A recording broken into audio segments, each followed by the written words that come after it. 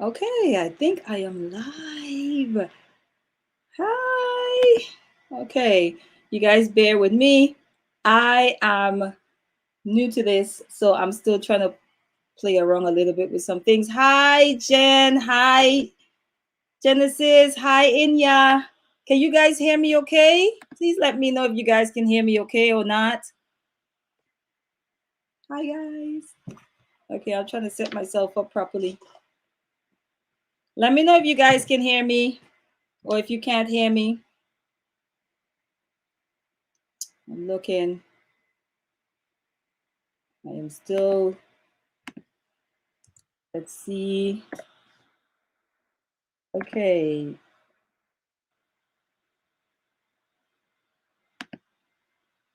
Okay. Okay.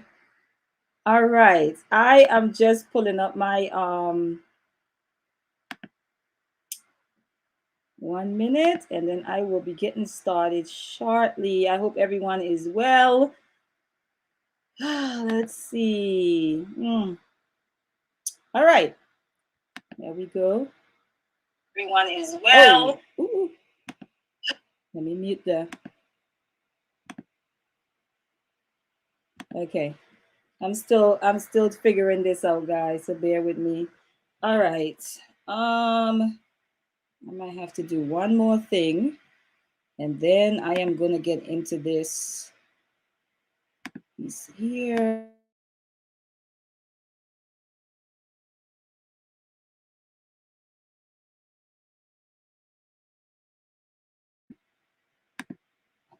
Okay, that's better. All right. Hi, Arshan. Hey, Ma'at. Hi, King. Guys, thank you for the support. Hey, Tiffany. Okay, I'm loving all the support so far. Okay.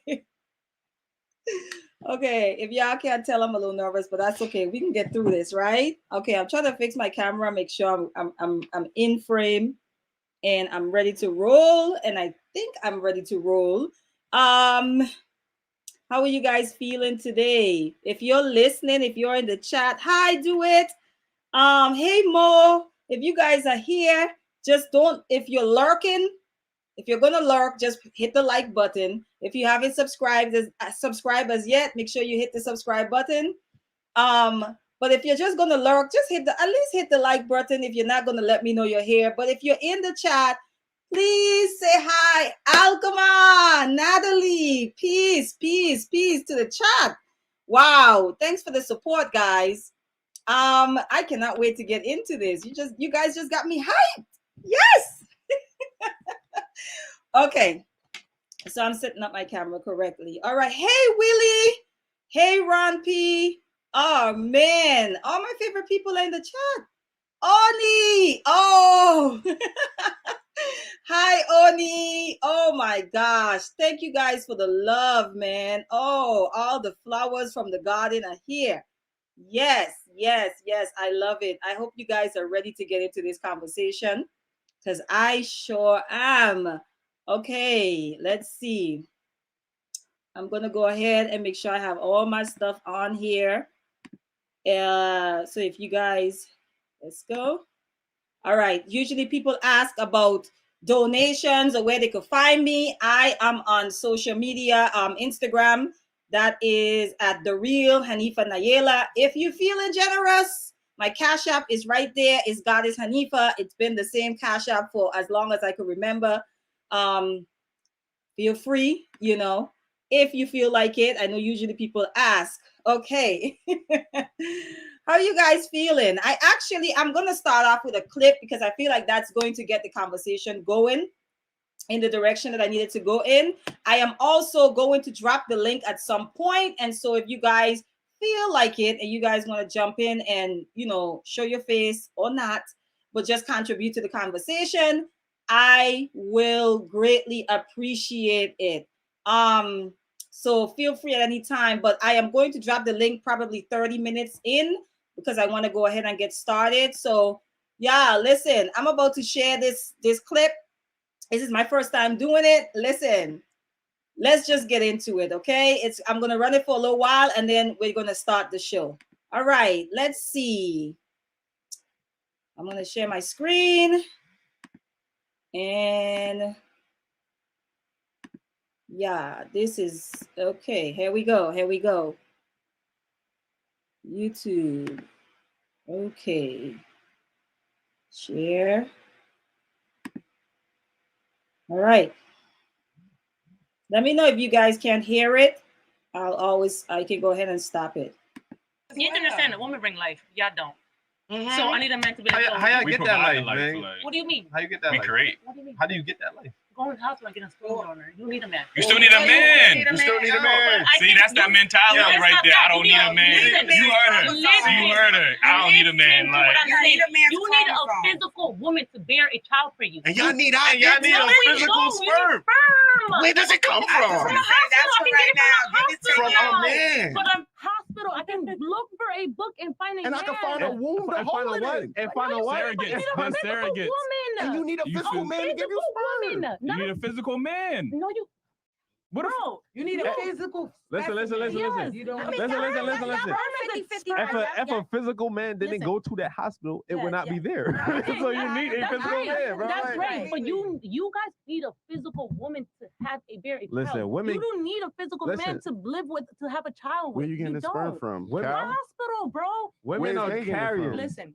of children. Okay. Listen, you guys don't carry kids for 9 months.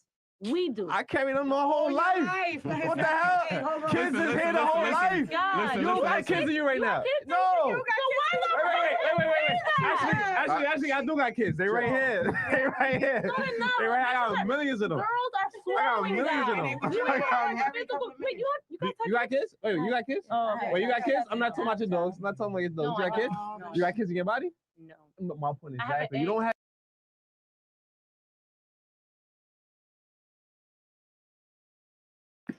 Okay, I hope you guys were able to see that little clip. So this is what kind of triggered this conversation for me. So it's a clip, a young lady, she's clearly serious about what she's saying, right?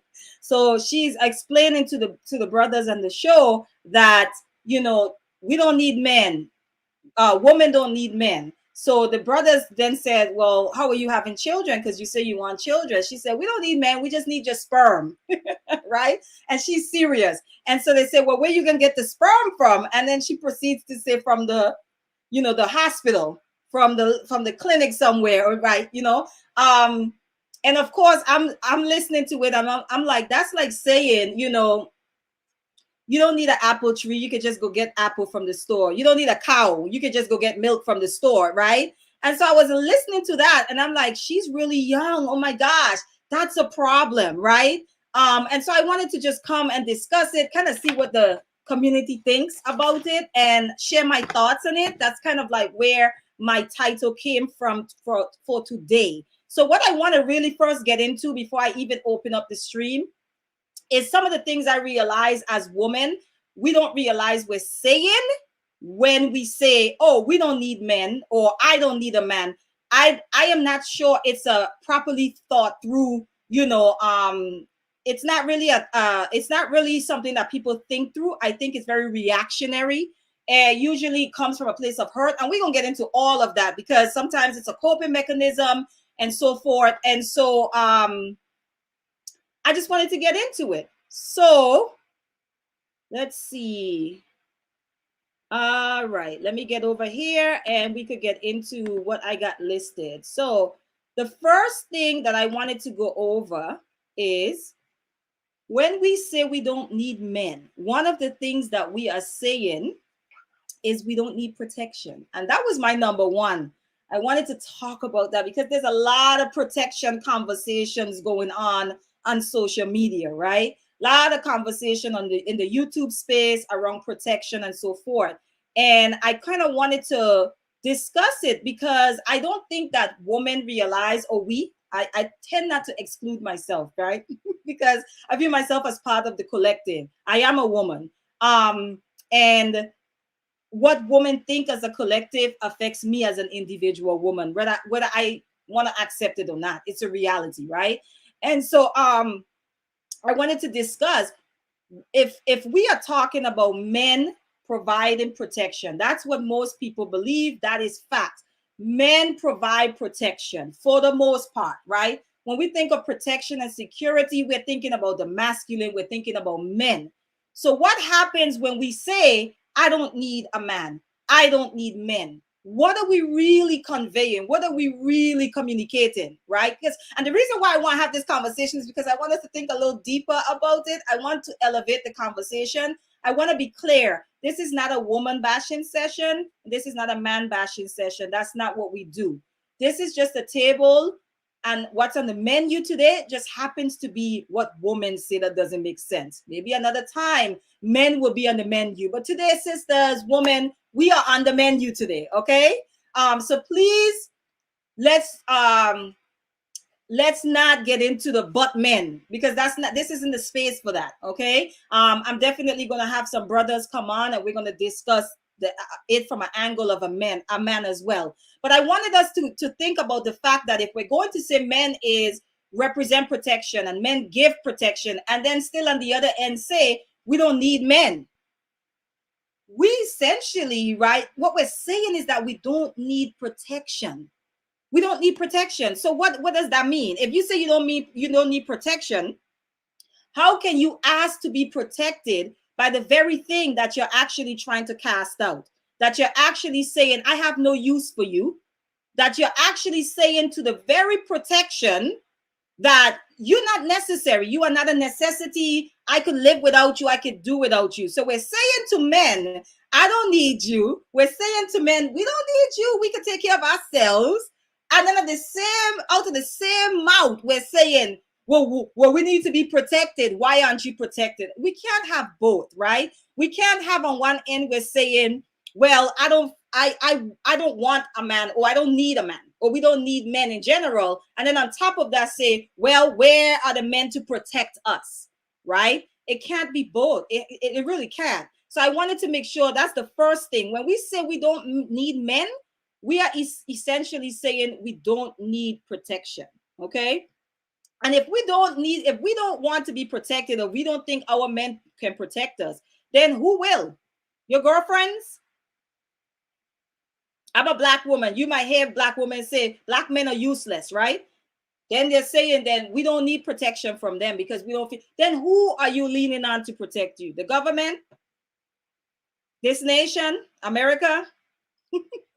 Because the reality is that if they don't care for your men, more than likely they don't care that much about you, right? If their thing is to destroy your men, more than likely that means their thing is to destroy you. And the reality, some of us, we have to bear sons. We have to raise sons. When you cast men out, you are saying that when your son reach a certain age, then they too will be pushed aside. And if not pushed aside, just used as a utility and something, that we could just use up and then discard, right? Don't that sound a little bit like what we say men be doing? Don't that sound exactly like what we say men be doing? So we got to be careful when we say we don't need men, because what we're saying is we don't need protection. So there's no sense in having the protection conversation if we are saying we don't need men. Okay. And let me just say, you guys I can see your comments. So let me see. I'm trying to figure out how this works. Okay. Oh, that's Jen. Jen says truth. And I'm going to go through each. I have 5 things. I'm just going to go through them, but I'm going to check in with you guys. Who is this? Alkema says, we are weaker as a nation of women without proper protection. Then we have Natalie. Hey, Natalie. Natalie saying, sounds like a coping mechanism for sure, especially when women have been dependent on themselves for a while. And yes, Natalie, we are going to get into that at the coming to the ending part, but I wanted to go through my points first. And then we have Willie Dean. Willie D is saying, regardless whether or not the woman feels as if she needs a man or not, what about the child? The child will ultimately suffer. And I agree with that, Willie. I agree with that. And let me just be clear. If you're a heterosexual woman who wants to be in a relationship, who wants to be maybe married, because not everyone that wants to be in a relationship wants to be married, and not everyone that, not everyone that's single actually want to be joined or connected to somebody else. So this is specifically for people who are saying, I want to be a mother. I want to be a wife. I want to be in a relationship. I want to build with a man.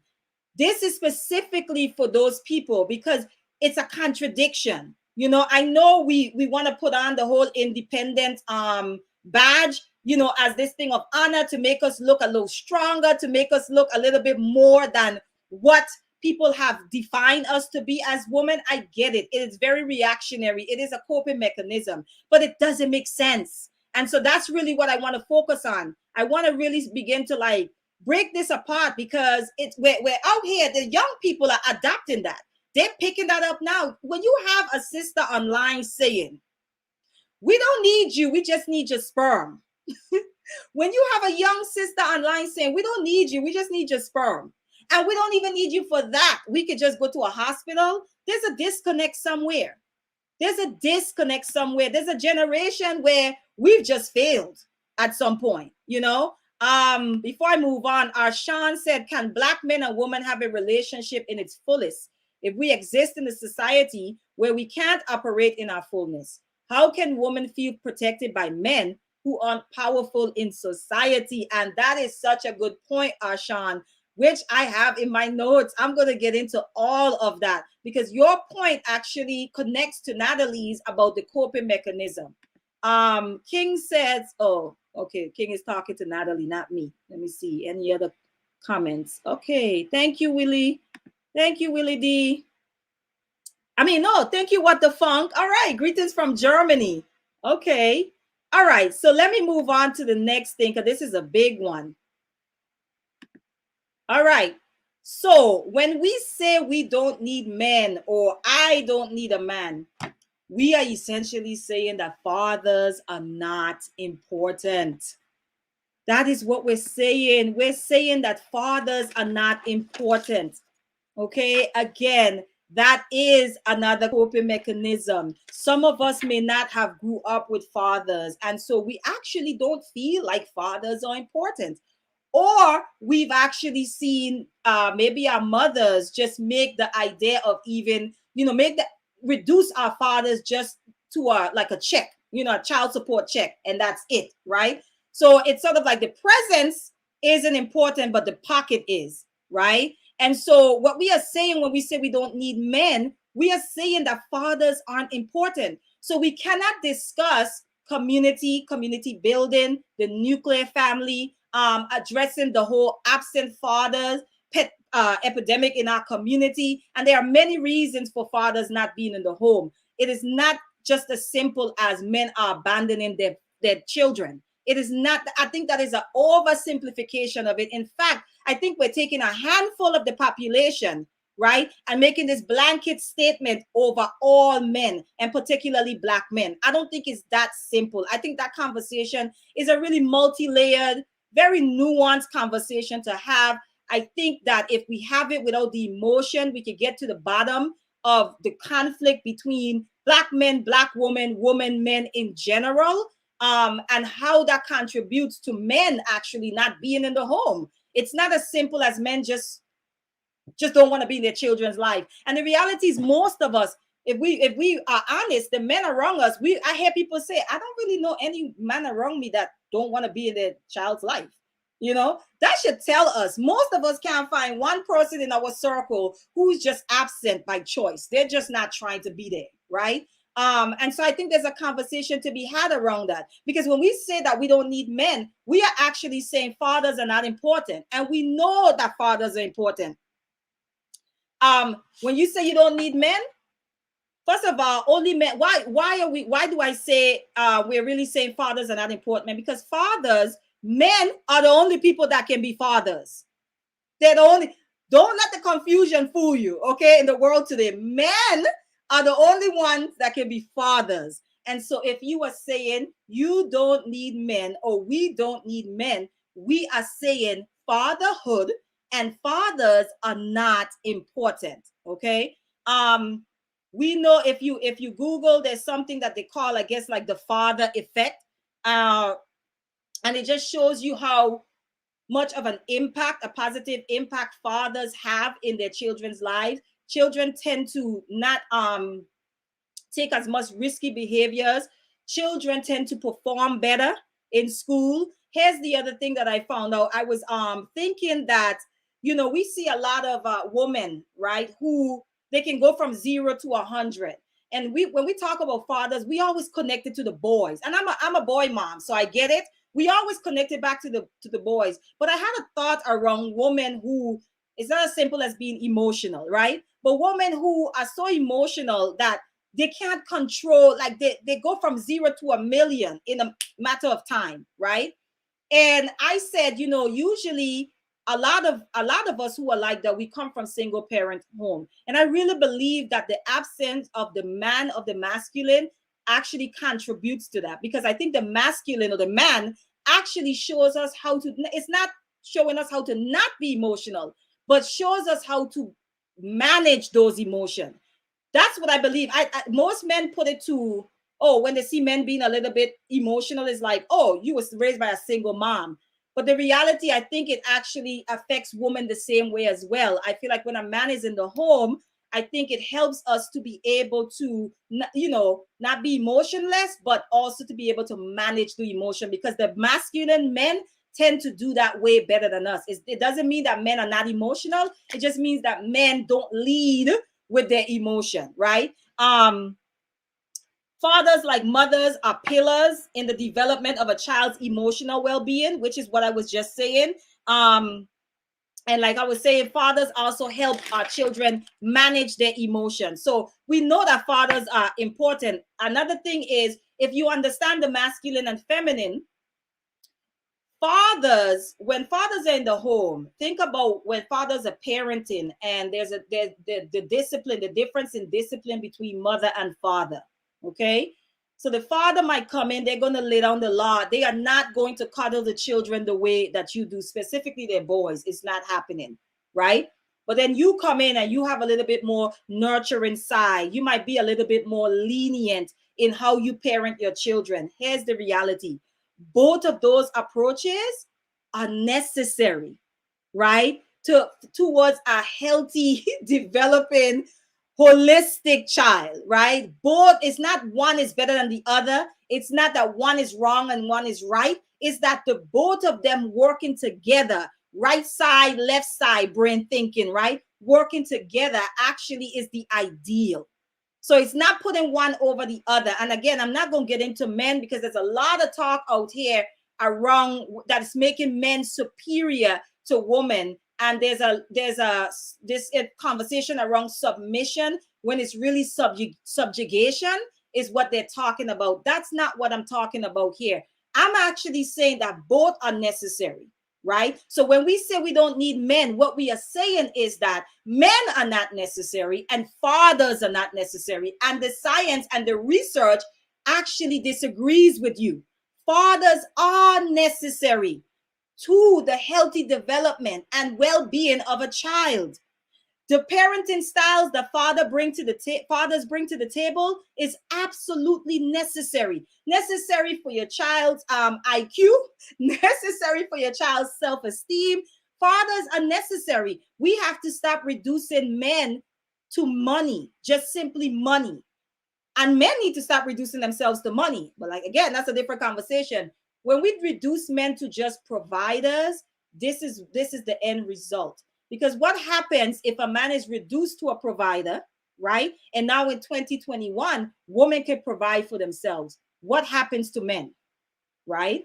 And that's exactly what we're seeing, what we saw in that clip. That young lady is saying, no, we only need you for your sperm. We don't need you to buy a house. We don't need you to provide for us. We just need you to give us your sperm. And in fact, I don't even need to deal with you to get sperm. I just need to go and deal with the hospital. And so reducing men to just providers is part of the problem, because as soon as we can provide for ourselves, men become obsolete in our minds. And yet men are so much more than providers, right? So that's my second point. Let me check the comment section, see what you guys are saying. Arshan, thank you. Thank you for that. Sure, if you guys feel like donating, that's I'm not going to refuse it. I'm not going to refuse it.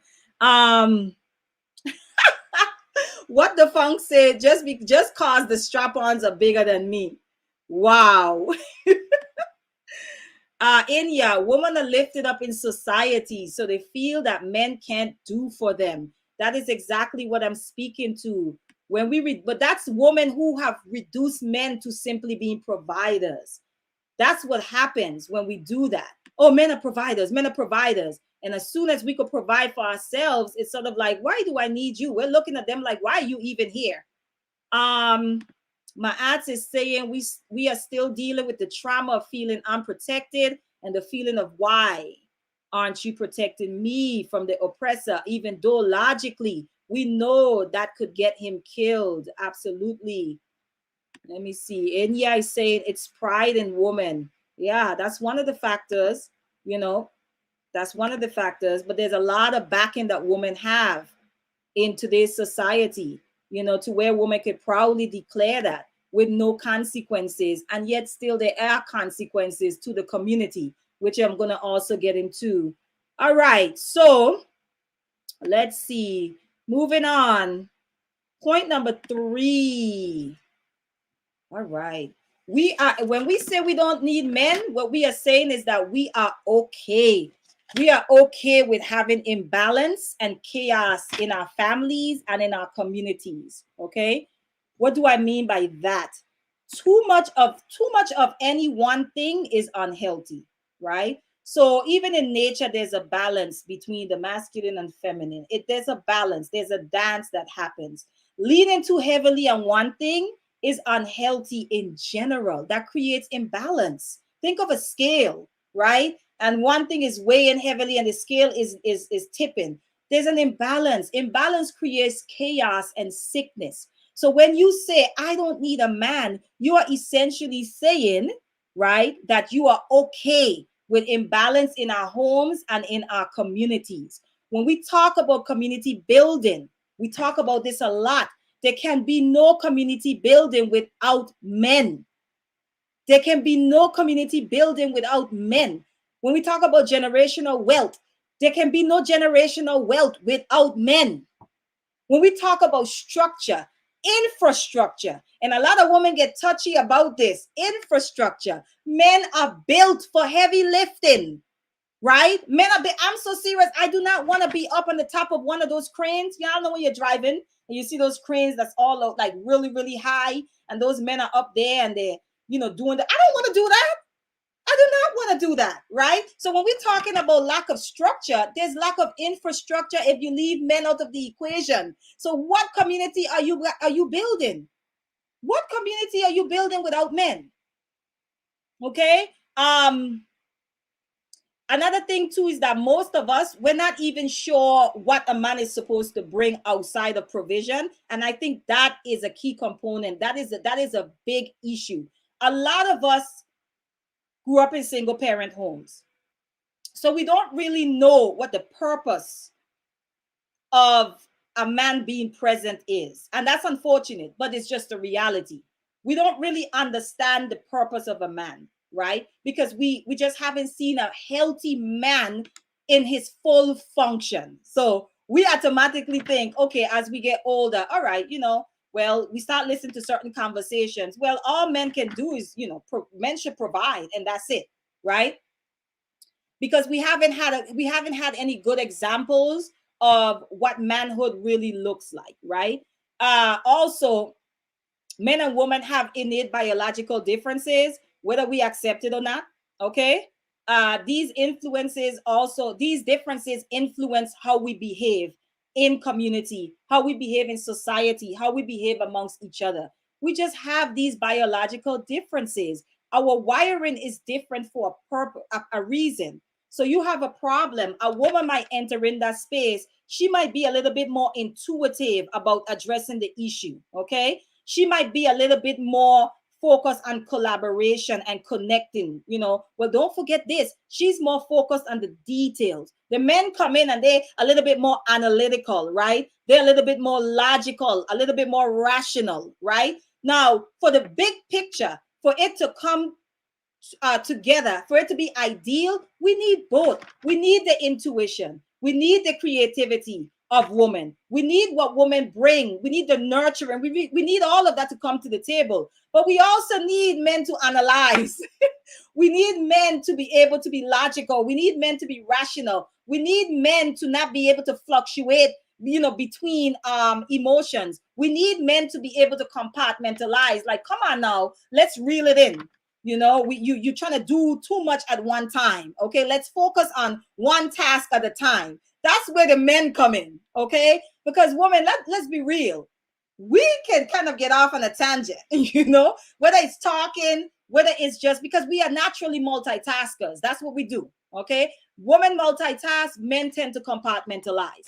But I don't think one is better than the other. I think both are necessary, especially when we have to tackle issues, especially when we have to parent children, especially when we got to build community. It is all necessary. Okay. And so I want to get into the fourth one. First, I'm going to go through. Hey, E Black, how are you? Let me see. Okay. Let me go back.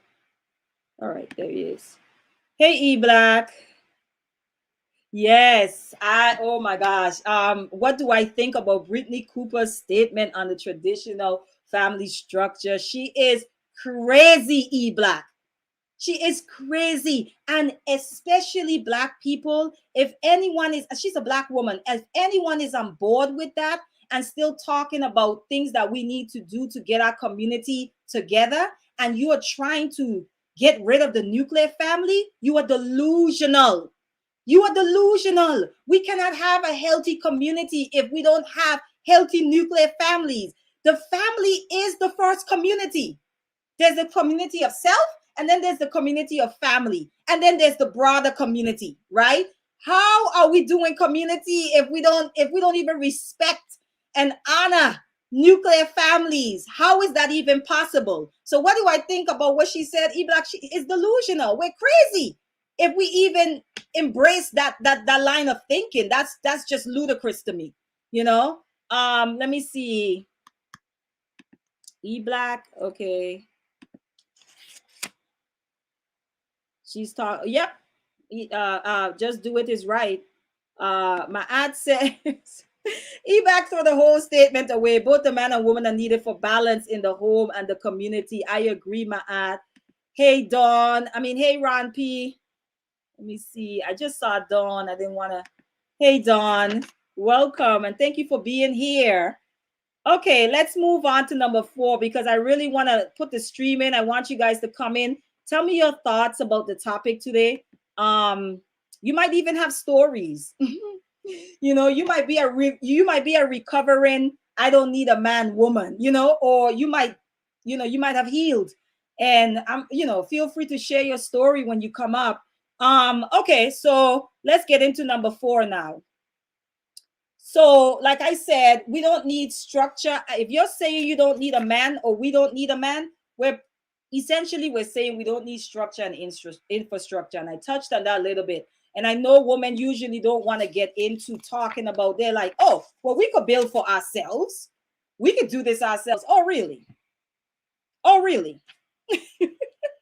Men make up almost 80% of all of like law enforcement, military, construction work, building things, even STEM. Okay, men make up more than 80% of that demographic of the people who actually apply for these type of jobs. Police officers, military, construction workers. Okay, so when we talk about we do not need men, where are you living? Who is building for you? Oh, really? So we're just gonna have a world of women. We're just gonna use men for their sperm and just throw them away.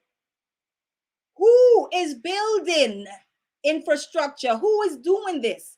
And that's why I want to talk about this, because I don't think that we're really thinking this through. I think it's very reactionary, and I think that it is just us trying to cope with whatever hurt we have endured, from men, from the male species, or people, maybe just Black men for Black women, right? That's a big one. So infrastructure, what are you doing? The masculine provides structure. So what you're essentially saying is that we don't need men. We just want to be free and lawless and without boundaries and without structure, and not just in the society, but also in the home. We don't need men. We don't need structure. We don't need infrastructure. We just want to be free. And, we don't want law. We don't want order. We don't want to be governed. We don't need any of that.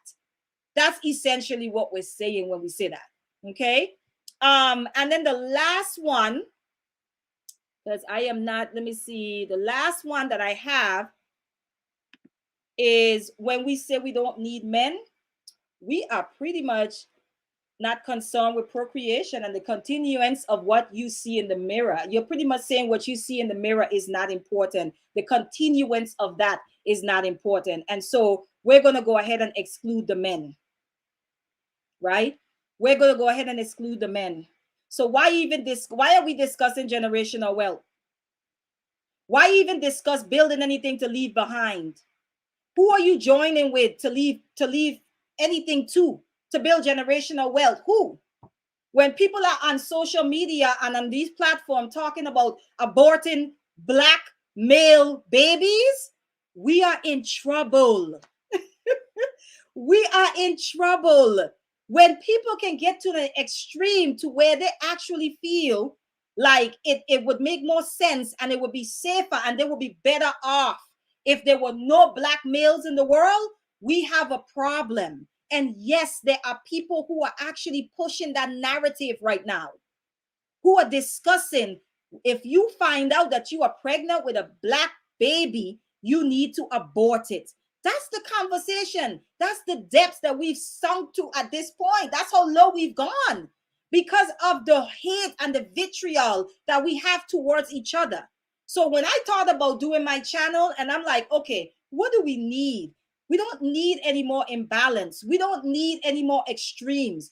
We don't need any more reaction, right? That's rooted in hurt and pain. We need to start having healthy conversations around this. Healthy conversations around this. We need to bring men and women to the table and hash it out until we get to a solution. There is nothing wrong with that. Men are not our enemies. We are not the enemy of men. Someone else has made you believe that men are, and the gender war that we always talk about is here. It's here. It's in our minds. It's not a real thing, right? It's not really a real thing. It's in our mind. But what we think then affects what we do, because thoughts affect behaviors. So if you think men are the enemy and you think that we don't need men and we could do without them and go ahead and just annihilate all of them from the earth, just get rid of them and go ahead and abort black boys in the womb because we just don't need them, we could do without them. If you think that way, what is that doing to your behavior? What is that doing to how you navigate society? What is that doing to how you interact with men? What does that look like? Especially if you're just using it as a coping mechanism. So let me see. Let me read the comment section before I get into the differences in men and women. Okay. I'm looking. I'm just going through. Guys, don't kill me if I don't see your comment. I'm new to this. First of all, I thank you guys. I got 27 people in here. I am so grateful for the support. Let me just say that. This is my first live and I'm super excited about it, but I'm also nervous and you guys are really making it a little bit easier. Let me see. Danique says they're trying to rid the world of our greatness. Arshan said, people say what? Arshan, you are a YouTube consumer. It's out there. Look it up. There's conversation being had amongst Black women right now in this space about aborting Black babies if they are male. Look it up. It's out there. That's some real heavy evil. That's what it is. My ad says, and why we need to be on code. No way. Okay, I think she was responding to someone. Over the top says they are listening. Hanifah, thank you for being here, sis. You're always so supportive. Tiffany says that's a great link to it, Hanifah. Are we really not wanting to see our people progress? We have to change our mindset of this society. And changing the mindset begins with each and every one of us. I actually believe that the imbalance that we're seeing is an imbalance within ourselves, right? So we talk a lot about you masculine, you feminine, you know. we throw those as insults to each other, not realizing that the energies exist in all of us, right? It just depends on which one is more dominant in that particular person. The issue that we're having is you have women who don't understand that they actually have feminine and masculine energies, and they actually go out of each of them every day throughout the day. When you have to go and compete or get stuff done, when you go on those jobs and you competing for a raise or to be promoted, that's masculine. You're in your masculine energy when you're doing that, right? When you have to go and you're like, you know what? No, I have to think logically here. I have to shut off the emotion. That's you making a decision to operate in your masculine. Okay, same thing with men. Men, yes, you have it too. When we say men have feminine energy, we're not calling you effeminate. That is not what we're saying. A healthy balance has to happen within us first. I actually think what we're seeing playing out is just a manifestation of the imbalance that's in all of us. And usually people who understand that, when they come to these conversations or they come to the table or their interaction with the opposite sex, when they come into those spaces, it's not in a combative way. It's not in a superior way, whether it's men or women. It's not, I don't need you, you know, or, you know, I'm better than you. We do this better. You know, women like to say we create life. And I'm just like, all right, whoa, slow down, Sif. You carry life. You can't create that life without the men. So it really is an imbalance within ourselves. Ashan said he got to get out his bubble. Alkema says it's an imbalance in self. Mr. Do It.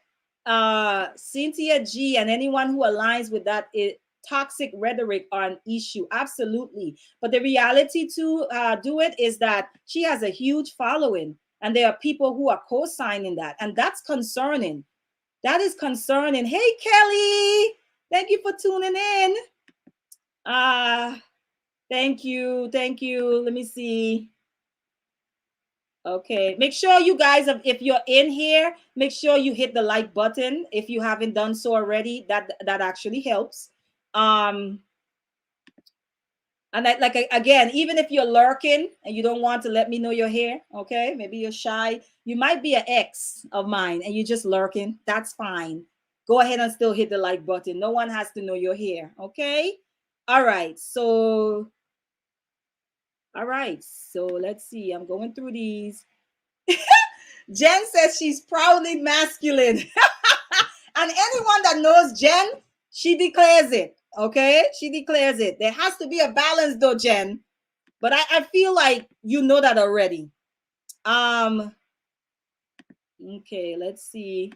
Hi, beautiful garden. All right, Mrs. Dean. Thank you so much. All right, so I have Shakira. She's saying, why is competition considered as masculinity? It is masculine energy in the sense of like, okay, so you know, women, when we talk about being intuitive, and I would say women are visionaries in that sense, right? Men go out and get it done. Men go out and complete whatever that vision is. When I say men, let me say masculine. It requires that. It's not a bad thing. I don't even want to call you what we call you. I'm trying to go by your name. Shakira, it's not a bad thing when we say that. It doesn't mean you're a man. It doesn't mean you're acting like a man, nor does it mean you want to be a man. So I usually just say, you know, when people try to get into literature that actually educate you around what masculine and feminine is. And I think the more that we educate ourselves around it, the less we are willing to weaponize it against each other. But it is competition. That drive is is masculine energy. But it doesn't mean that you're a man or that you're trying to be a man. Okay. My ad say we all have both masculine and feminine energy. We have to learn how to balance both energies and use them wisely. Absolutely. Lenski, you know, Cynthia over there, she over there talking crazy, Lenski. Hey, Genesis. Let's see. Okay. Lurking. Jen, you know they be lurking. If you lurking, just hit the like. Just hit the like button. We don't need to know you're here. Let's see. Okay. Even if you are on you guys are playing with me now. All right. I just want to make sure I acknowledge you guys comment. Where are these young ladies getting this notion from that they don't need a man? That's a good question. For I think it's coming from the generation before them. See, this is the thing. When we talk about women not needing men, a lot of men extract that from its historical context, right? Or just its original context, right? So here's the thing. A lot of men like to refer back to a certain age. Oh, you guys are not like your grandmothers or even your mothers sometimes. I would say grandmothers and great grandmothers. A lot of men refer back to that. But what men don't talk about is where the idea of go get your own, don't depend on a man comes from. So there's this over romanticization of a certain era where women were submissive, and there's nothing necessarily wrong with submission, but where women just didn't have a lot of access to resources, and so the men are the ones who had the access. Okay, and a lot of women were in those situations and they felt suppressed. There was even abuse, not in all, but in some there were actually abuse taking place and so forth, but the woman had no access to those resources so that she could be able to get out of those situations. So there's a feeling of entrapment, like you feel entrapped. And so what those men, when they have those conversations, what they do not talk about is the whispers of the grandmothers, what they whispered in their children's ears. Those children of those grandmothers are our mothers, are our parents, right? So that started with women who felt like they were trapped, and they're saying, no, don't depend on a man. Go out and get your own. Okay, and you can get your own without excluding men from the equation. No one is saying that you can't do that. So to answer your question, Alkema, I actually think it was passed down, right? It was passed down, this idea of not needing men. I don't want to get into the slavery piece. There's a connection there as well. The separation of our families. There's a whole lot of post-traumatic slave syndrome is what Joy DeGroy calls it. A lot of things that were just passed down, from generation to generation. And what happens is when something is repeated over and over, it eventually becomes culture. So it's almost like we've normalized it to this point. We've normalized toxicity and unhealthiness. We're even taking it further when you have Black women coming on social media on public platforms and saying, bump the nuclear family. We don't need it, Yeah. EKS, yeah. She said, I feel like competition is on the spectrum of esteem and basic need. Yes. But you still, like I said, that those energies are existing in us, and you do have to tap in to, I think, to your masculine to actually, perform certain competitive tasks. Yep, Natalie, I don't disagree. Okay, so I'm gonna move on. I'm gonna try to get to all you guys' comments, but I'm gonna move on. My ad says, yep, the prior generation telling the next generation as a tool of protecting them, pretty much. Okay. Ashan said, to the 5 people hiding in the back, take a moment to hit the lurk button. Due to a typo, it says like, but it means lurk. Yes, if you're lurking and you haven't hit the like button, please go ahead and hit the like button. I will greatly appreciate it. Sean makes us laugh every single time. Okay, so what I wanted to get into before I put the link, actually, I'm going to go ahead and just share my link right now so that you guys can come on up and have this conversation with me. I don't know. It's not. What? Okay, I am not seeing how. Yeah, we do. I agree. I'm trying to share the link, guys, so you guys can come up if you want to. There's no pressure, guys.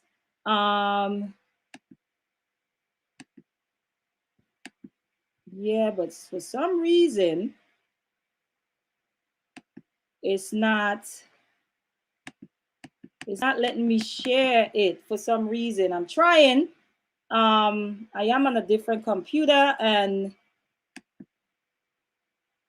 okay, so it's not letting me share the link, guys. I'm trying, but it's not, for some reason, it's not letting me share the link. And I really, really want to share that link.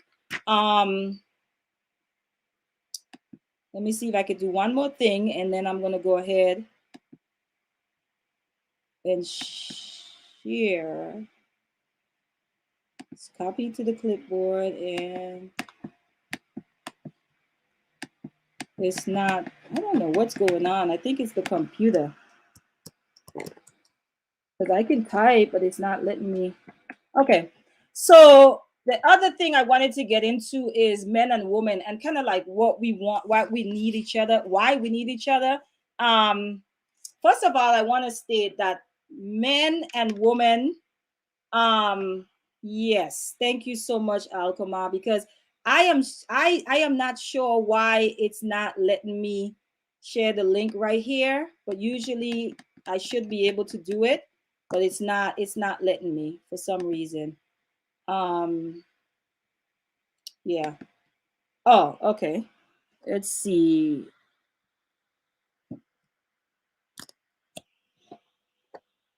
Okay. Okay. All right, guys. So just give me 1 minute.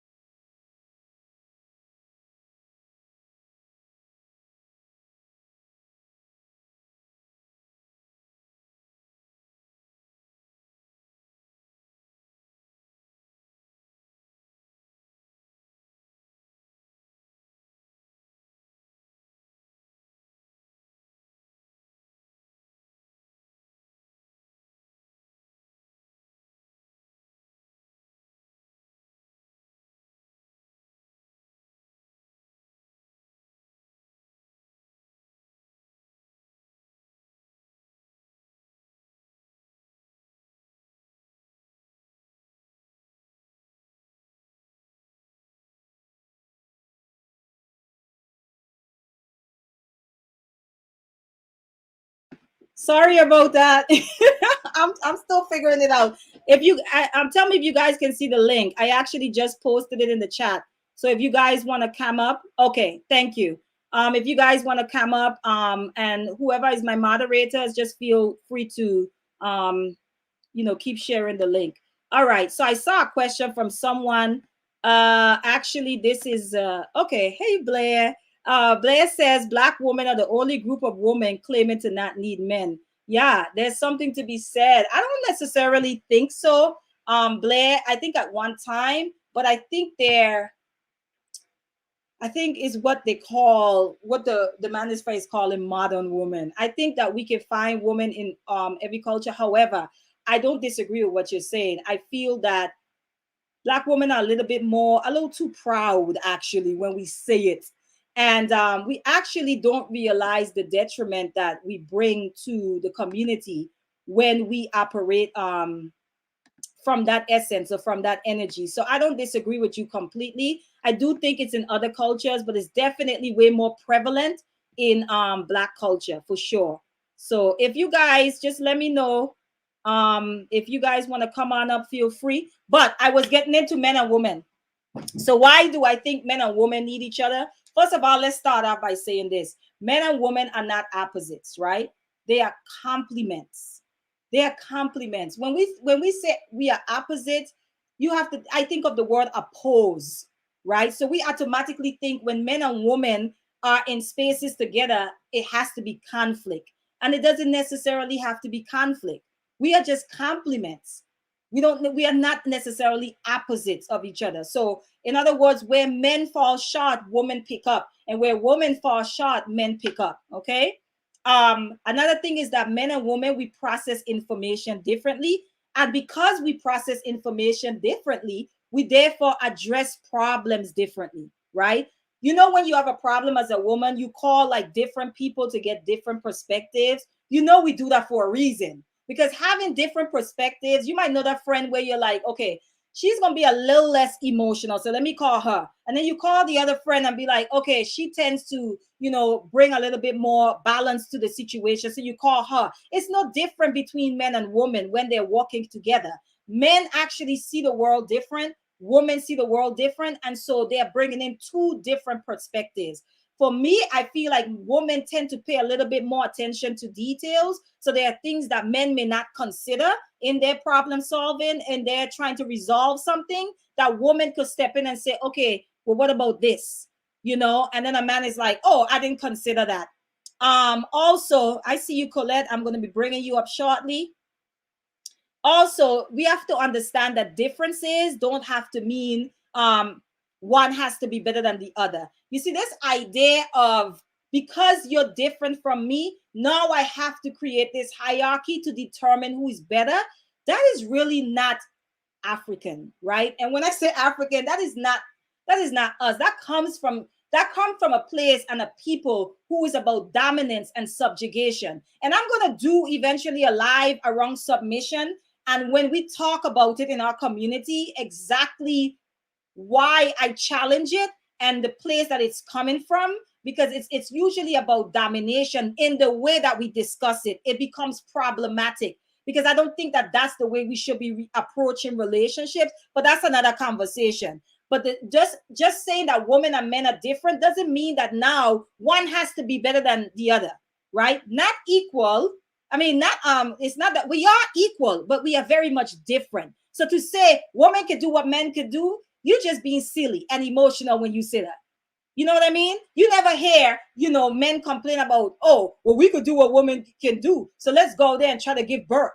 That's women complaining about, and saying, oh, we could do whatever men can do. And I think like that first wave feminism plays a big part in that, because I think that it was an extreme reaction to what they call the patriarchy, right? What they call the patriarchy. It was an extreme reaction to that. Now, are some of us living off the benefits of that movement as women? Absolutely. But it doesn't mean that we can't point out the damage that it has already done to our communities, okay? Also, we should be focused on harmony, okay, and how we make up for what the other person doesn't have. So it's not about conflict. It's about figuring out, how do I work with this masculine? How do I work with this man? How do I work so that we can have a healthy home environment? How do me as a woman work with the men in our community so that we can have a healthy community? How do we work with men in general so that we can have a healthy world, right? That's what it boils down to. It's not about pinpointing, and blaming and pointing fingers and saying, you're different, so that means that you're weaker and you're dumber and you don't have anything to contribute. That's not what that should be about. We should be thinking more about harmony. Let me go ahead and bring Colette in. That way I'm not having her in the back. Hey, Colette. Hey, can you hear me? Yes, I can. But can you give me 1 minute? I'm just going to finish up here. Hi. Hi, little Colette. Give me 1 minute, Colette, okay? Okay. Also, not needing men only allows us to see things in part, right? Men bring more rational and women are more emotional, like I said, in a situation, which both coming together and working together actually provides a complete perspective of the bigger picture. Okay. Colette, can you hear me? Yes, I could hear you. How are you, sis? I'm good. I'm going to be really quick because I'm in the car with the kids. Okay. So I just want to say congratulations on your first live. Oh my gosh. You're doing amazing. And when we talked about this last night for the first time, you revealed this to me about this whole notion people are saying out there about getting rid of the Black baby boys. I was just floored. I was sick to my stomach. I couldn't believe people out there are actually saying that. And this notion that people are saying we don't need men, we don't need, particularly our Black men, it's asinine. And it makes me just think more so of not just the statement, but go deeper as to what happened to this person. What is actually the hurt? I need to get to the deeper pinpoint, because once we could get to the deeper pinpoint of what happened, then we could be able to fix it.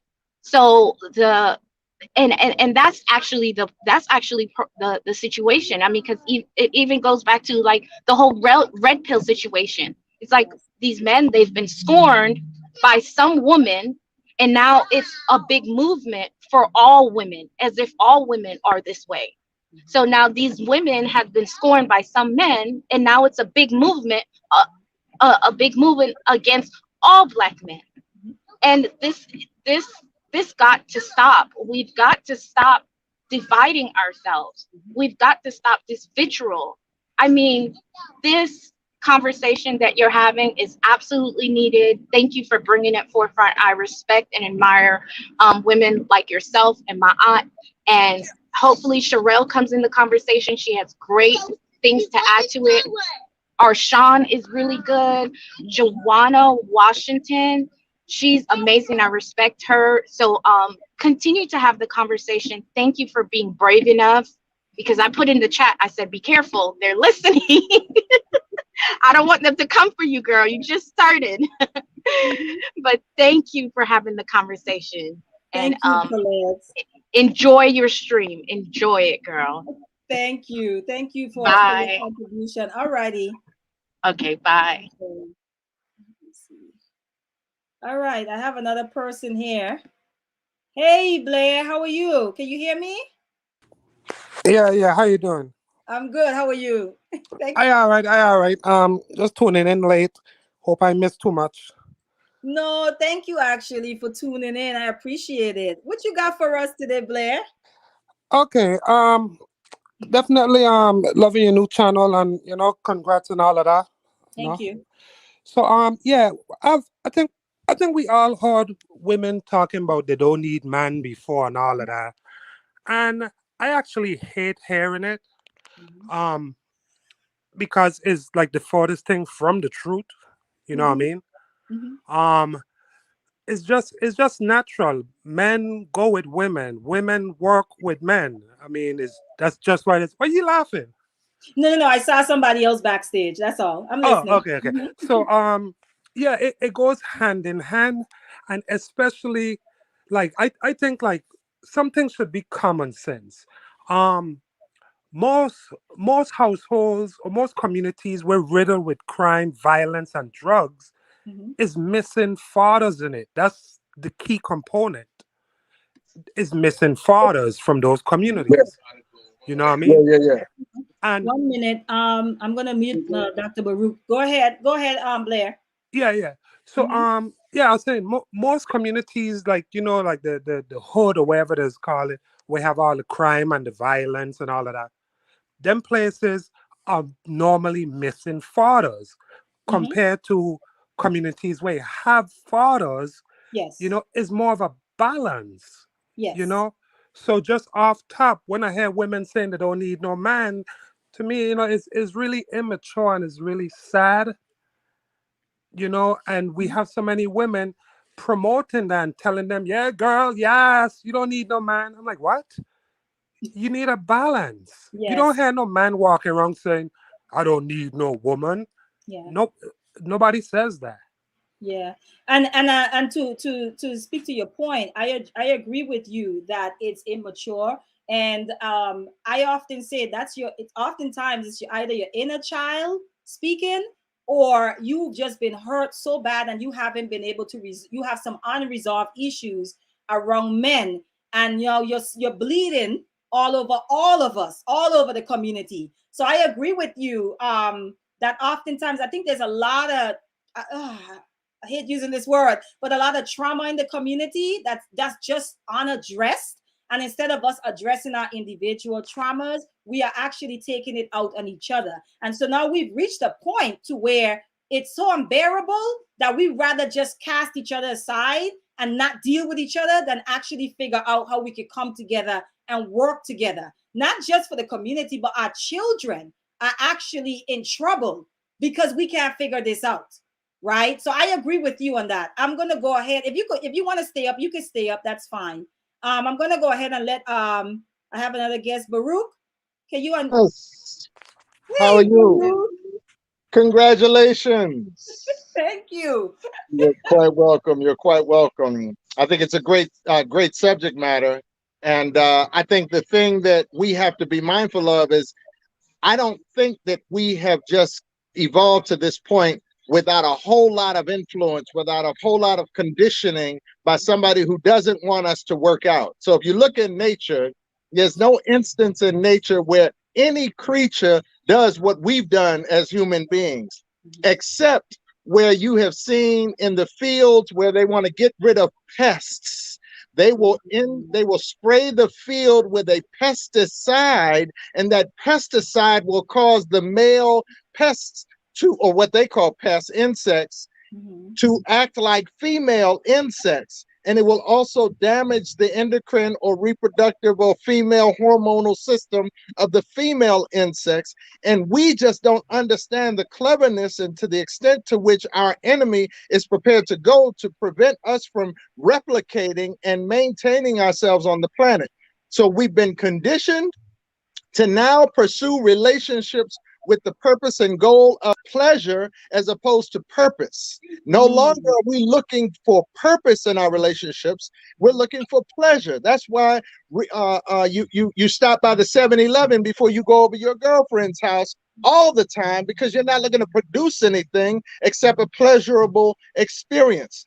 Too many of us are caught up in the cycle of pleasure and not the cycle of purpose. And when you put in place purpose, all of a sudden, a lot of these relationships, they don't make any sense. It doesn't make any sense for us to have relationships that are not grounded in a purpose that brings about the perpetuation of kind and the building and supporting of the next generation. This happens as a result of conditioning. It happens as a result of external toxic infusion. We've been infused with a toxic energy that has caused women to decide that men are their enemy, and likewise we feel that way, that we're now enemies and we're competing. And now the competition, you win the competition by winning the woman and making her holler your name out because she said my name. Yeah, it's crazy. And meanwhile, we're not reproducing, we're not producing anything, and we're beating our chests on Monday morning at work about who we got with, how many we got with, how much we damaged and hurt and punished other people, as though this is some positive thing for us to uplift and cherish and be lifted up behind. No, we've lost our way. There's no other creature in creation that does what we do. We can learn a lot from nature if we just decided to reassume and reposition ourselves in our proper roles, because your proper role and my proper role is critical. Neither one is less critical than the other. They're critical. We have to work together so that we can do what needs to be done for the betterment of the next generation.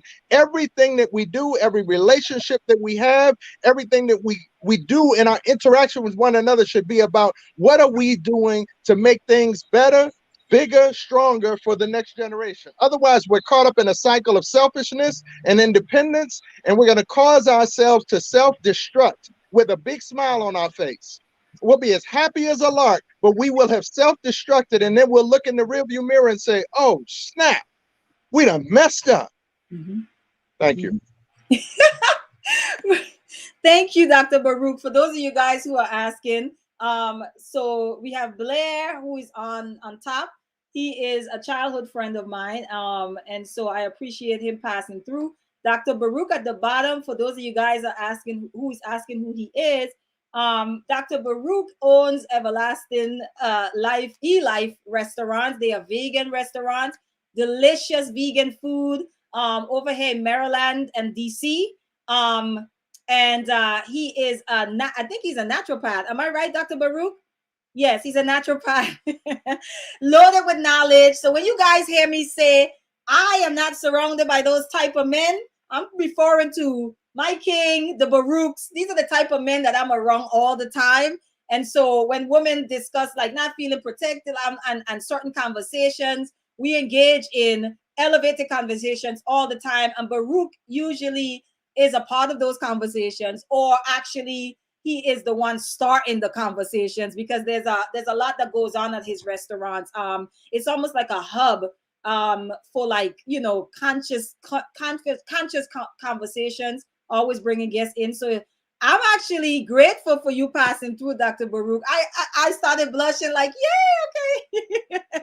Thank you so much. I mean, if you have Blair, if you have anything else to say, please go ahead and join in. But I wanted to respond to two things. One, what Baruch said, that, you know, I think that a lot of us just don't really know who we are. We don't know when he mentioned roles. I feel like if women can actually study their own nature, I think they will understand what their roles are, right? Roles, whatever those roles. I think nature teaches us that. I think if we understand our own nature as men and as women, particularly women, because we have such a vital role, especially when it comes to the children,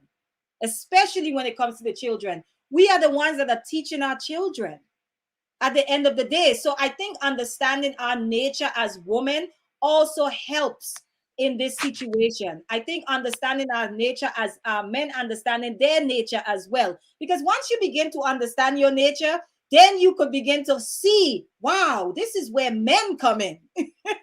And men, if they understand their nature, can look and say, wow, this is where a woman is necessary. So when you see people just adamant and extreme on, I don't need a woman or I don't need a man, just know that that person lacks knowledge of self. That's it. They lack knowledge of self, and there's an imbalance within themselves. And it's just trickling out. I mean, it's pouring out on everyone that they come in contact with. So I totally agree with what you said, Baruch. And to be honest, the Black community, I'm just going to say it, we cannot afford, and this is to something that Blair mentioned, we can't afford to be divided like this. We cannot. We are already a minority in this society. We need each other. The numbers are important. We talk about working together all the time, but if you can't get men and women to exist in the same place, to actually come and partner and build together and build healthy families and healthy communities, then what are we doing?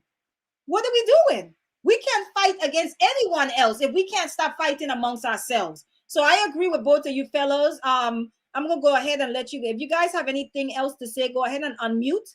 I think you might have to unmute. Yeah, one more thing. Mm-hmm. Yeah. So yeah, I agree with that brother there, right? And I agree with what you're saying there, that we do need to know our roles. And I think that's a big part of what is missing. A lot of us don't know our roles. And I'm not here to point no fingers. I just here to just give my view on it. So I'm not pointing fingers in any way. But I'll just say this. A lot of our women, they don't know their roles as far as being a woman, being feminine, being soft spoken, being, bubbly, girly, playing that role. And I think that causes a big divide with us. A lot of women out here acting like straight up dudes, loud, ready to fight. And then they make the excuse saying that's them just being strong. That's not being strong. We don't want you to be strong.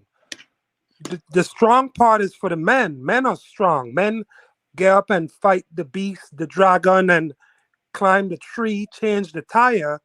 We want the woman to be the nurturer, the feminine part. And a lot of times when women don't know that that's what it's supposed to be, they lose their identity. I think that contributes to a big part of the problem. And they actually think they're just being strong, but they're not being strong. It's actually unattractive. Well, I wanted to jump in here. I think we also have to be mindful that somebody else has the power to define.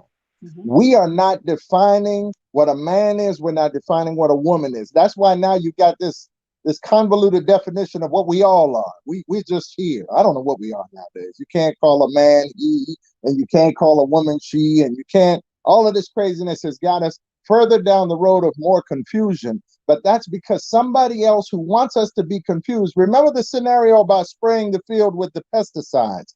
The male pests don't know how to function as a male, they function as a female. And likewise, you send the female into endocrine confusion, so she doesn't know exactly what to do. And you find the outcome is that their numbers begin to decline. And that's the objective here. Our numbers are to decline because there are a number of people out here that don't want us replicating on the planet. And that's a big deal. And we just don't understand that somebody would be that hell-bent to do this to us, to cause us to, that would hate us that much, that would cause us. That's why every time something happens in America, black people act surprised, like, oh my goodness, a police officer killed a black man. Oh my goodness, black people are getting poor health care treatment. It's they're not getting the same treatment that other people are getting. Down the line, I'm not getting the jobs that you're getting. I'm not getting the pay that you're getting. We don't understand and we don't recognize that we are perceived by our predator as a pest, as prey. And when we come to that conclusion, then we come together and we strengthen and we protect our communities, as opposed to standing up as individuals trying to fight this fight, ending up fighting the fight against ourselves rather than fighting against anyone outside of ourselves. And it's just, we end up with what we've got. But we do have, we stand to do so much good for our community just by coming together and putting aside our differences and saying the most important thing is that we do everything we can to make things better for the next generation. It changes the conversation, it changes the motivation, it changes the purpose, it changes the actions, it changes everything when you say, I want everything I do to benefit the next generation, not me, the next generation. And that's what every creature, every tree, every tomato plant, every cow, every horse, every giraffe, every flea does. They're working to get things better for the next generation. We are caught up in a cycle of, I want to be happy. I want to have fun. I want this to be enjoyable, and don't recognize that we are in conflict. We are at war. And when you're in war, you don't need to be going down the road okie dokie doke like nothing's wrong. We're at war. They're impeding upon us. They're oppressing us, and they're causing us to go into decline, severe decline. And meanwhile, we're trying to be happy, as opposed to fighting and standing up for our people and doing what we need to do so that the next generation has it better than we do. Again, I thank you very much, Sister Hanifah. Can I respond to that, brother, a second? Yes. Okay. I'm listening to you, and I hear you keep referencing to them what they try and do us and spray us with the pesticide and all of that. Now, I'm not here to debate if there's a outside force that's preying on us, but I just want to know at what point, even if all of that's true, that there's an outside force trying to mislead us, at what point do we accept accountability for our own actions instead of keep bringing them up? Because we over here in our community, and we seeing each other every day. So even though they outside and wherever they try and do, I'm pointing to the fact that in our community, men need to be men and women need to be women, regardless if them people on the outside try and spray us. You get what I'm saying? Yeah, I get what you're saying, but we have to take into consideration that we have to go through their school system. So in going through their school system, now we don't have to, but many of us go through their school system, and their school system conditions us to not be what you're talking about. So I'm in agreement with you. I don't disagree with what you're saying. We have to be the ones who change this because nobody else stands to benefit from it like we do. So I am in agreement with you. We have to do this. And when we do this, that's when, change will manifest. Nobody else is motivated to make anything better for us. They want to keep us subdued. They want to keep us oppressed. When you and I come together and agree to disagree and link arms and strengthen our community, protect our community and our women, raise our children and love them and care for them and prepare them for the next generation, that's when things are going to get better. We cannot look to our enemy, our predator, or the oppressor, or however we're going to define it. We can't look to him for anything that would benefit us, because it doesn't make sense. Yeah, that's why I'm just speaking from within our own community, because it seems like the oppressor, always keep getting brought up. And I'm like, look, we could do some stuff over here on our own. For example, it seems like we are glorifying a hood culture, a bad culture of life. We doing this on our own. We are accepting this as, hey, this is the normal. Let's do this. And I'm saying, even without the oppressor, they are on the other side of the fence. We here in our community telling each other, hey, Hanifa, dress like this, put this on, put on these tights, act like this, cuss that man out. You don't need him. We are doing this, and I'm saying, how about we focus on us correcting this within our community? I hear you keep bringing up about the oppressor, but I'm talking about stuff that we could do on our own. Can we do that? I have a question to you. I have a question to everyone. Okay, can these two things be done at the same time? Because they have to be. Yes. So because when we talk about this, we usually have someone that come in and say, take personal accountability. Can I take personal accountability and still be aware that I have an enemy? Is that possible? No, of course. But okay, so all I was saying is, so what I was saying, Blair, is that I agree. I think the both of you, you guys are not disagreeing with each other. I think you guys are just stating two things that need to be done. I'm adding that those things can be done at the same time, because Black people in this country have always had to do things concurrently. We can't decide to compartmentalize and just focus on one thing while somebody's beating us in the back. We've always had to do that. So I think that that is possible to do. It doesn't have to be one or the other. But I agree with Blair, yes, personal accountability. But when we have these conversations, it's not to say that we have no willpower, right? Or we have no power over ourselves, over our destiny, or over our choices. It's to say that, yes, we have that, but we also have to understand that there are some barriers, right, in place. They're put by somebody else for us to overcome as well. So yes, personal accountability, Blair, I agree. And I don't think Dr. Baruch is disagreeing with you on that. I know him outside of this. He's not. I think the only reason I said that, the only reason I said that was because we were talking about our men and our women coexisting together. So we were talking about our men and our women, and then somehow in the convo, I start hearing about the oppressors, and I'm like, Hanifah, can I say something? Wait, 1 minute, Alkema. I hear what you're saying, Blair. I see why you went that way. Go ahead, Alkema. Real briefly, and I've said I wasn't going to jump on here, but I can't help myself because this brother brought up an excellent point, brother. That's talking. I just real briefly, we cannot get to the root of our issues unless we understand who is guiding and manipulating and causing all of our issues to be forefront. I think we have a tendency of pointing the finger at ourselves and saying, you're the culprit, and looking at me, you're the culprit, without understanding that there's some diabolical forces at play that are manipulating our minds through different facets, whether it be media, whether it be the TV, whether it be through the school system, whether it be, you know what I'm saying, it's the radio. I mean, you go there, the music, we can go down the line. And until we understand our enemy and how they operate and how they keep us under their foot by using these tools, then we're going to keep on fighting back and forth amongst each other. So we can't get to another plateau unless we understand who our enemies are. And that way we can put a name to them, a face to them, and we can move on that to understand why we find ourselves in this current predicament. I'm shutting up. Thank you, Alkema. But I see Oni. So Baruch, before you respond, Oni, I want to let you go ahead and contribute to the conversation because I don't want to have you just sitting there. Hey, Oni.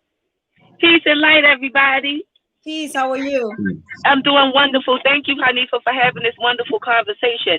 I don't have anything to say, but I'm so happy for you. I'm so happy that you are deciding to take this conversation full blast because we need it. And that's it. Y'all never seen me so short-winded. I love you, sis. Good job. I'm love just you here. too, Oni. Thank you so All right. much. Okay. All right now. Sister Baruch, I Alkamar, think you wanted to respond, so go ahead. yes, I agree with you, Sister Alkamar, that we are on the same page. I would just want us to recognize that our thoughts are not created without the influence of our education, the media, and all these other things that are at play. So even though he can say out of his mouth, a man needs to be a man and a woman needs to be a woman, well, that don't happen just because you say it. That happens as a result of conditioning. That happens as a result of upbringing. And first, you got to be there to upbring the next generation into that space. So it takes work on two levels. We have to do this work, but we also have to separate ourselves from that which is contributing to our further decline. So, like you said, he and I are on the same page. I just don't want to act like we can just do this thing and not have to take into consideration that this guy is working aggressively to keep us from being successful. Like no other people Chinese people are not having this conversation. Japanese, you don't find any other population of people that are having this conversation but us. That we are the ones who are being subjected to somebody saying, I want you deleted off the planet. I want you reduced. I want you gone. I want you to just be the permanent underclass so that you can work for me. And otherwise, I don't have any value in your presence. So, like I said, I think we're on the same page, brother. I appreciate you. I look forward to working with you because we got to do this together. Your piece and my piece starts the puzzle coming together. Yeah. And I'm gonna just end this piece there, and say, to try and put in perspective like this right here. I live in a household with my wife and 2 children, right? I gotta get up and go to work outside, and I gotta deal with everything outside, the world, politics, racism, whatever it is, outside. And I know it got forces against me outside there. But when I come home inside my house and I sit on here with my wife, I don't expect her to be arguing with me and battling me. So I tell her, like, hey, we on the same team. This is your role. Nurture these kids. I bring home the money. I build. I protect us. We work together and raise these kids. We can do that in my household. I don't expect her to turn and tell me, well, hey, man, the enemy outside is attacking me, so that's why I'm giving you a hard time and fighting you. You get what I'm saying? No, she's not going to say that. She's just going to attack you, and you're going to have a situation where you don't understand. Well, where did this come from? Why did you all of a sudden start treating me like this? Because the enemy has vehicles and channels through which he can get through to us, like the television, like the radio, like your cell phone, like whatever else they got out there.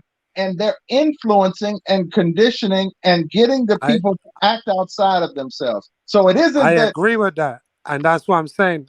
So within our household, even though we have all those things trying to influence us, me and her, we need to know that, hey, those things are always going to be there. We're not going to look at each other and say, well, hey, I'm not going to tell her, hey, I'm slapping you and calling you the B word out of your name because, well, the TV influencing me to do that. Don't blame me, wifey. It's the TV. It's the man. I'm saying to some point, we can't just keep saying, look, it's their fault, their fault, their fault. That's all I'm saying. Accountability. I'm not going to tell her she's this and that and call her no names. And she's not going to be in here walking around. My friends come by and she twerking half naked. And she going to say, well, I don't know any better. The TV is influencing me. I mean, like, come on now. Like, really? Right. But that's brother, all I'm I saying. want you to understand that this didn't happen overnight. So in the 40s and the 50s and the 60s and into the 70s, I remember my block in Southeast Washington, D.C., everybody had a dad and a mom at home. This has been orchestrated. If you ever look up the book, if you read the book, The American Apartheid, you'll see what was orchestrated and implemented to cause the breakdown of the Black family. And so I understand you have control over your household and that this is something that you wouldn't expect to find, but there's a whole lot of people finding it, brother. There's a whole lot of women that's ready to go toe to toe with you and tell you what they think about you, and you can't figure out where it comes from. Like, what in the world got into your head that you're acting like this? Well, that's what happens. Well, if I could interject here, Baruch, I actually think too, the conversation that's being had right now as well is that, like you just said, what men are doing is narrowing it down to, oh, Black women just want to be like men, or Black women just want to, they're just masculine. That's the conversation that's happening now. So I know what you're saying, like, and that's why I always say, if you can take and extract a behavior from its context, right? Without looking at the whole picture, if you just want to drive a narrative. But if you're looking for solutions, you have to understand what created that behavior in the first place and remove the thing that's feeding the behavior so that we could then address the behavior. But we want to discuss the behavior. We want to talk about outside of its context without, we just want to do that so we could push a certain narrative, but that's not solution based. Solution would say, here's why you hate that sister might not know why she's acting the way she's acting. Why are you coming off so masculine? Have you seen our communities? Most women are out here single mothers right now, whether it's their fault or not. The fact remains they are single mothers. What does that mean? That means that I have to now go out and provide. That means I have to go and grind to make sure that there's food on my table and there's a shelter over my head. That means I also have to now protect, which is in the beginning what I talked about. Protection, if we talk about protection, come from men. But if there's no men in the home, who do you think have to step up and protect those children? What energy do she have to operate in to protect those children? She has to operate in her masculine. And if a woman is doing that over and over and over, we know eventually habits become what? The norm. It becomes a part of who you are. So when we come into contact with men, we're not coming in contact with men and say, oh, I'm just going to shut this off. That's not how that works. So we have to bear in mind when we talk about these things, and I want to touch on Joanna's point. When we talk about these things, because I keep hearing this, Joanna says, until we look closer at ourselves, I agree. We need to put ourselves under a microscope, right? We will not get where we need to be. That's a fact, right? You cannot look to an oppressor to fix us, giving them too much power. I want to focus on the last part, because every time we have these conversations, someone comes in and say, we are either playing the victim Olympics, someone comes in and say, we are not taking responsibility. That is not what's happening. When we have these conversations, we are placing the behaviors in their proper context. And you cannot address the behavior without eliminating the context from which it actually was created. That's all we're doing. No one is playing victim Olympics. No one is not taking accountability. And that's why I'm saying, Blair, I agree with you. What you're saying is a yes. And also, it's not a but. Also, what Baruch is saying needs to happen. I think bring all the solutions, right? We need all the solutions possible. We need to bring them to the table and not decide which one tastes better than which one is easier to digest than which. No. And let me say this. All hands on deck. Go ahead, Blair. Go ahead. The solution is very simple, in my opinion. The solution is first identifying the fact that we are glorifying a hood culture, and for lack of better words, excuse my English, a nigger culture, a ghetto culture. We are actually glorifying this. And I think we could see that. I'm not saying each one of us, but in general, this is a trending thing, and we are doing this. We need to replace that with a family culture, encourage each other to, hey, stop telling these women, girl, when you don't gonna have no kids yet? How about say, girl, when you gonna get a husband, a family, a house, education? Because I get what you're saying. We live in amongst the oppressors. I agree. But we also live in amongst a whole lot of resources. But it seems like we only talking about the oppressor, and we not even acknowledging that we got a whole lot of resources at our fingertips that could actually help us. So I'm not saying to ignore the fact about oppressors and all of that, but I'm just saying that can't be the beginning and the end. We have a lot of resources here, and our solution is we end the ghetto culture, acknowledge that that's what's going on, and embrace a family culture. We can actually do that. Yeah, but I want us to understand there's a history to this, right? This didn't just happen today. This happened as a result of some things taking place, and they are still taking place. So we have to acknowledge the history, and we have to. Okay, how much time do we need? How much time do we need before we could be like, okay, all right, now we overdoing it? If you understand the African proverb, you bind the strong man and rob the house. That's our story. That's our story that you're seeing play out. And what we have to do as men, we have to be restored. But who's going to make a man? We have to, you and I and others who've established ourselves and who are strong enough to lead, have to lead brothers into a space where we are being men again, because men are not going to come out of the households where you see this mentality that we're talking about. And you're talking about a hood mentality. There's another mentality that's not hood, because there's a bunch of independent black women that ain't hood that's running banks and corporations, and they're not operating in a hood mentality, yet they're independent. And they're still destructive to our community. So we have to have the totality of the conversation. We're not being attacked just in one area, and we don't have to just do work in one area. We got to do work in all the areas, and we have to address the fact that we're under attack in all the areas. And that takes a comprehensive. You said it's simple. It is not simple what we have to do. We have to do one of the most difficult things that I've ever seen done on the planet. But we have to do it yet and still. And what's important is that we come together and begin to build. What makes it difficult? Building, they're going to see, oh, okay, I get it. And it's not going to happen maybe in this generation, because this is what has been done to us is egregious. After 450 years of what we went through, now we had to go through this. No, it just doesn't. You don't flip the light switch and say, all right, baby, be a woman and I'm going to be a man. No, it's going to take some work. And we have to put our hands to the plow, and we have to do the work, and we have to protect the preciousness of the work that we're going to be doing. Because if you don't protect it, it's going to get eaten. It's going to get toxic, and it's going to be destroyed. So we have to do both.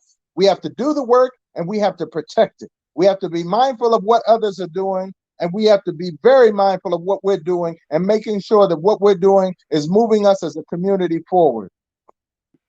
Okay, so what I wanted to say is, Kelly, you're free to come up. I know I'm going to be here for at least another 20 minutes. So you're free to come up because I did get your private message. So feel free. I'm going to put the link as well again. So just hit the link and you should be able to come up. Oni, can you hear me? Because I think you came back. I hope it wasn't by mistake. Can you hear me? I did. I came back because when I went back to the live, I couldn't see the video. I couldn't hear you guys anymore. So I just came back in so I can continue listening. Okay, it's fine because I think I'm allowed like 10 people on stage. Okay, if I need to kick out, just kick me out and I'll come back. That's fine. So what I wanted to speak to, Baruch, you made a point which actually is still connected to what the topic is about today, which is there's another attitude, and Blair is talking about hood culture, but you spoke to the fact that someone just independently, acquiring things for their own self without any, consideration for the collective. We talk a lot about progress amongst our community, but one of the things I notice is that we applaud individual progress as if it means collective progress, right? So when we see someone sort of like up, maybe they got promoted to this really good position, maybe they made it they're successful in whatever they're doing. we tend to prop that person up, and it's sort of like, and by the way, Blair, what you're speaking to, I think a lot of it has to do with people looking at and how we define success. We look at it as long as that person is getting to the bag, it's almost like we disregard or we don't care how they got there. Even if the lyrics in their music is detrimental to our community and to our children's psychology, even if it's that, we still prop them up because we see them as a symbol of success. In other words, it's almost like we're so desperate we're so hungry for symbols of success within our community that we're willing to take anything, even if it's poisonous, as long as it represents success. So to what you're saying and to what Baruch is saying, like I said, the both of you guys have really, really strong points. And I actually think both of them are necessary to talk about. Hood culture is a problem, right? The glorification of it. And again, when we say hood culture, we're talking about people creating music. But here's the thing about hood culture. When people make music, they are just singing about what they're seeing and what they're experiencing, right? So then now when we talk about hood culture, we have to get into how did our people get to that place to where they're living in these hoods and there's this culture. What is actually feeding that? What created that? What's happening? But Blair, I also agree with you. There is personal accountability, because I often say you could talk about oppression all you want. If you can't figure out how to manage your household, then I don't want to hear about it. If you don't figure out how to parent your children, how to educate your own children, then don't tell me about what somebody who is outside of your home is doing. Because the reality is the television and all the other things you have control over. You can turn it off. You cannot have it. You cannot put those programs on. So when it comes, the place that we actually have control is where I like to focus on. What are you doing in your homes? Because you're preparing your children to go out into this world. So but before we even start discussing what's out in the world, let's talk about the worlds that we are creating in our home. And there's a lot of abuse and a lot of toxicity that's coming out of our homes. I told one sister one time that majority of the abuse are by the hands of women. She was offended by it. She didn't even bother to even think about what I was trying to say. Why? Because her sole focus became sexual abuse. And I'm like, you want to focus on sexual abuse because you're very female aligned and you want to drive a narrative as far as Black men are predators, right? But there's many kinds of abuse. Many kinds of abuse. There are children that look like you and I who are coming from home environments and they can't function the way to the fullest capacity in school because somebody at home is calling them bitches and dumb. We need to talk about these things because they're happening in the home. So before we even get outside to where we're discussing that, we need to talk about self-development so that we could become better women, better men, better mothers, better fathers, and therefore better parents to our children. Because that's where community begins. It begins with the nuclear family, man, woman, child, period. Let me go ahead and let Kelly up because she wanted to add to the conversation. Hey, Kelly. Very well said, Hanifah. Very well said. Thank you, Blair. Greetings, everyone. How are you?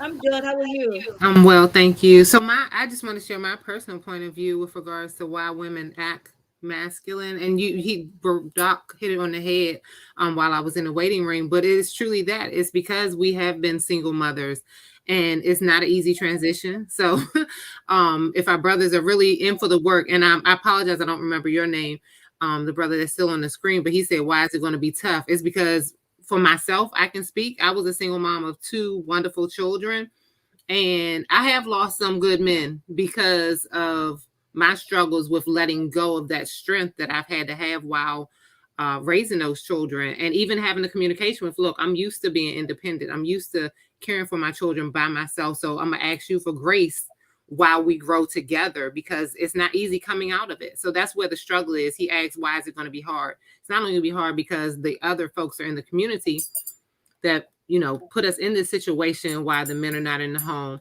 But because we've done it for so long, so we have to break that trait that we have in us. Or I can speak for myself that I have in me. Okay, so I'm glad that you contributed that part, because there's a lot of, and you're coming from a place of like, I'm not trying to be a man. This is just how it went down, and you're admitting that I've lost some men over that. And so and that helps me to segue into this portion because I'm going to be wrapping up soon. Joanna, you're free to come up, sis. I got about 15 minutes left, so you can sure enough come up. I'm fine with that. I don't see you in the backstage yet, so just hit the link and come on up. All is welcome, and I'm glad that we have some men voices here and some the masculine and feminine speaking. I love the balance, but I do want to segue into something you said, Kelly.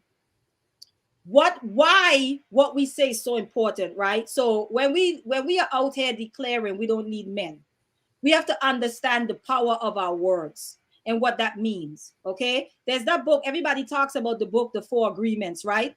The first one is what? Be impeccable with your words, right? Everyone knows about this book. Be impeccable with your words. Why? Because words create.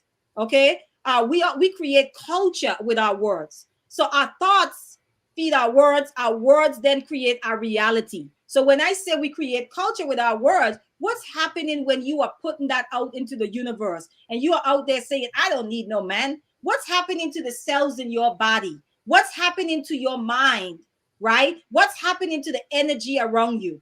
Okay, so now you go out there and you say, I don't need no man. That is exactly what you're going to exude.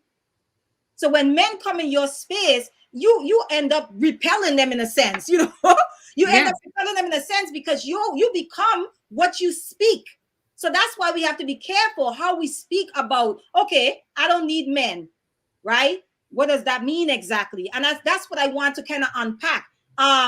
We have to understand that words are singularly the most powerful force in the universe. The most powerful force in the universe. Okay, here's what I want to say. Where's the solution to this as far as how we speak about our men? Here's what I need women to do. What are you really trying to say when you say you don't need men? Because what you're speaking from usually is a coping place, or it's rooted in hurt. So if you are saying, I do not need men who are emotionally unavailable, I need you to say that, sis. I need you to say, I don't need men who are emotionally unavailable. I don't need men who are abusive. I don't need men who don't protect. Or I don't need the type of men that I have been dealing with. How about that? Because that's personal accountability. Even Hanifah, change that. Don't say what you don't need. Say what you do need. Well, there you go. But I'm saying when we speak about it, focus on why you're saying you don't need men. Because most of the time, it has nothing to do with the men overall. Right, okay? with men in general. In general. So you've dealt with let's say you dealt with black men all your life. Now you've dealt with like 4 bad black men, 4 of them. They did you bad, and it's probably the ones that you really, really wanted, right? Not the ones that didn't want you, because that's another conversation. Women like to say there are no good men out there, and I'd be like, you know what? You probably passed them a couple of times in your life. You probably passed them over. So you're talking about the men that you went after, and then you were betrayed and you were hurt. Now all men have to feel your wrath. Right. And what I'm talking about is unpacking that. What are you really saying when you say that? Can we talk about what the issue is? What is the harm? What is hurting you? What is driving you to spew that poison from your lips? Because that is where we need to start. Because now we're looking at you and the universe, us and the universe, like, okay, then you're gonna just have what you asking for, what you putting out there. And the other part of it is, if that is not what you want, because when I talk about coping, a lot of women are pretending.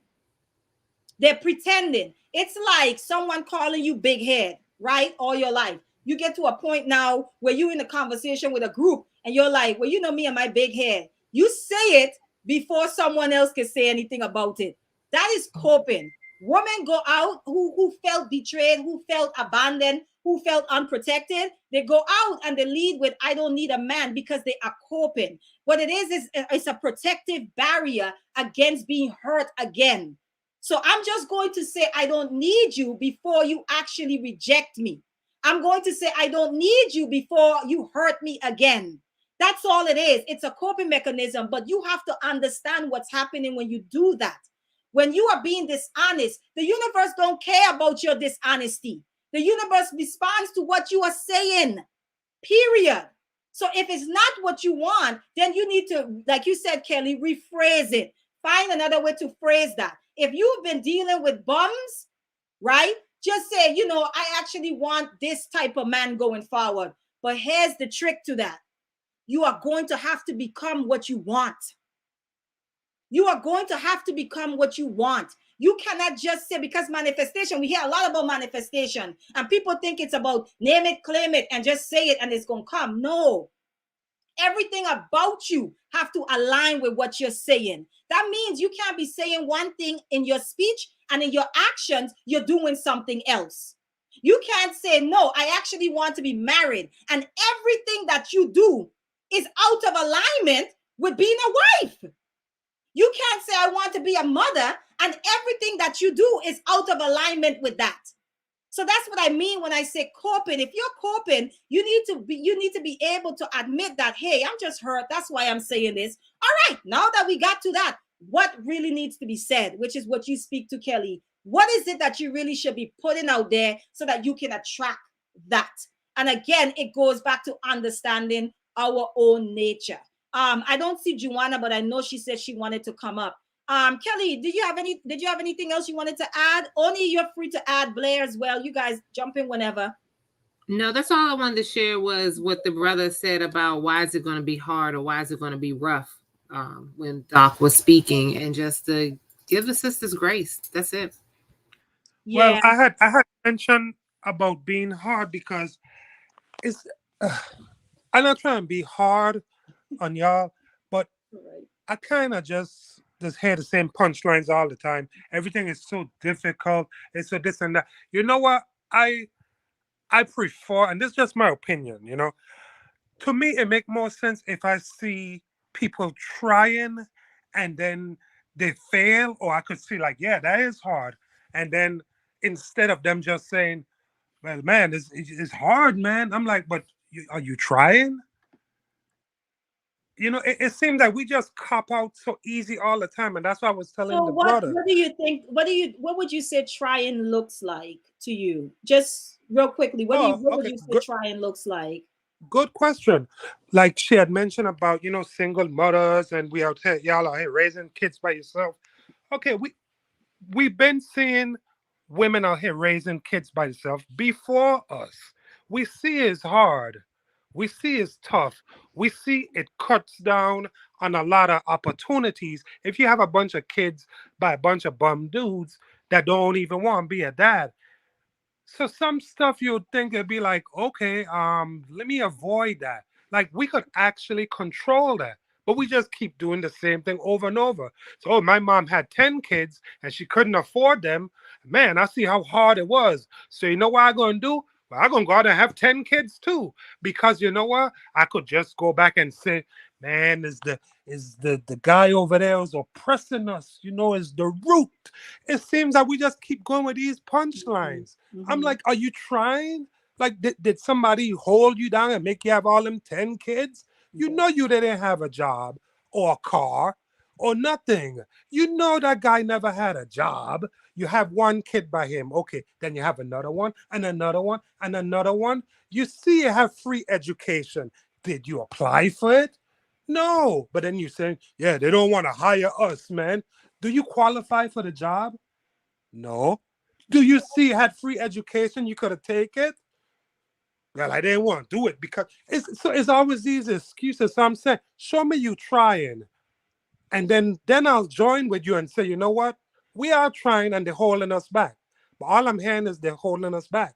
And I'm not seeing the trying. Well, I'm going to push back on you on that one, because I actually feel like we're seeing a lot more like healing circles with women, a lot of these like different retreats, a lot of women are working on, and I'm only speaking to women because that's what the topic is about today, doing, because what you're saying, women on the other side feel the same way about men. Women feel like men are not trying hard enough. Oh, well, men say they're trying, but it's like, well, where's the fruit of that labor? We're not seeing it. And I actually think that there are people, I just feel like it hasn't spread as much or as rapidly as we would like it to. But I know for me, I've seen a shift the way that the conversations that women are willing to engage in now around like how they eat. Them, you hear a lot of femininity talk that's happening across the social media platforms now. Women are offering books and creating spaces to have those conversations. So I wouldn't say that it's not happening at all. I just know that it's happening at the. No, I think you misunderstood me. Okay. I was only responding to the part where it's saying that it's hard. Okay. I'm not saying people ain't doing stuff. Well, I'm just talking about the people who saying it's so hard. It is but think about it, Blair. You're talking about people, you're asking people to undo years and years and years of programming. That doesn't happen at the snap of a finger.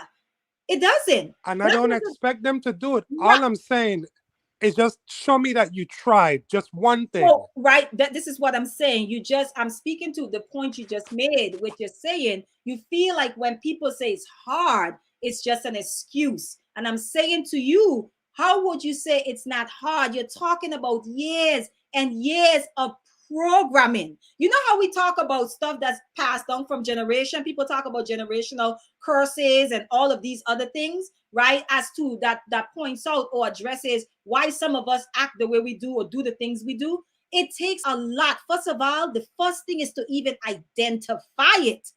To identify it and realize that, yo, this is programming, and this is probably programming from your parents, the environment. You're talking about hood culture, right? The environment that you grew up in, the society that you was brought up in, because there's a whole lot of messages that's given to us all the time. You're talking about programming to deprogram, to decolonize, to actually cleanse ourselves from a lot of the things that we've inherited. It takes time to do so. How do I know that? Because it took time for us to even get here. So this idea of it's going to take this magic snap of the finger and we're going to just be all right, I think that's actually dangerous. No, because I don't think I understand what you're saying. Okay, go ahead. But all I'm saying is just this. I'm just saying, okay, for the people who keep saying that it's so hard, all I'm saying is that at least try. Just say at least, hey, I tried to toast this bread. I had put it in the toaster and it didn't work. Instead of just saying, man, it's hard to toast bread. All I'm saying, just any step. And like the message, the comment the lady on the screen got, Miss Free the People, she said, we do the same thing over and over because we don't understand. We need healing. Okay, fine. Let's go that route. Well, then let's don't get upset if other groups of people could just get up and, you know what, continue running the place, because they're not always going to keep saying, we have this excuse. We need healing. We need this and that. You know what? They got groups of people out there, and I'm not narrowing it down to one or two. Okay. Different groups of people are just running the places, running countries. Well, let's not feel funny when they continue to keep running it, because we can't put a timeline on anything, and we can't just say, hey, let's just try. And I give examples, like I say, you see your mom had 10 kids and you know how hard it was. You know how hard it was. Then you turn around and have 10 kids. Then your kids turn around and have 10 kids. And we all could just use the same thing. Hey, man, this thing been going on for a long time. So you know what?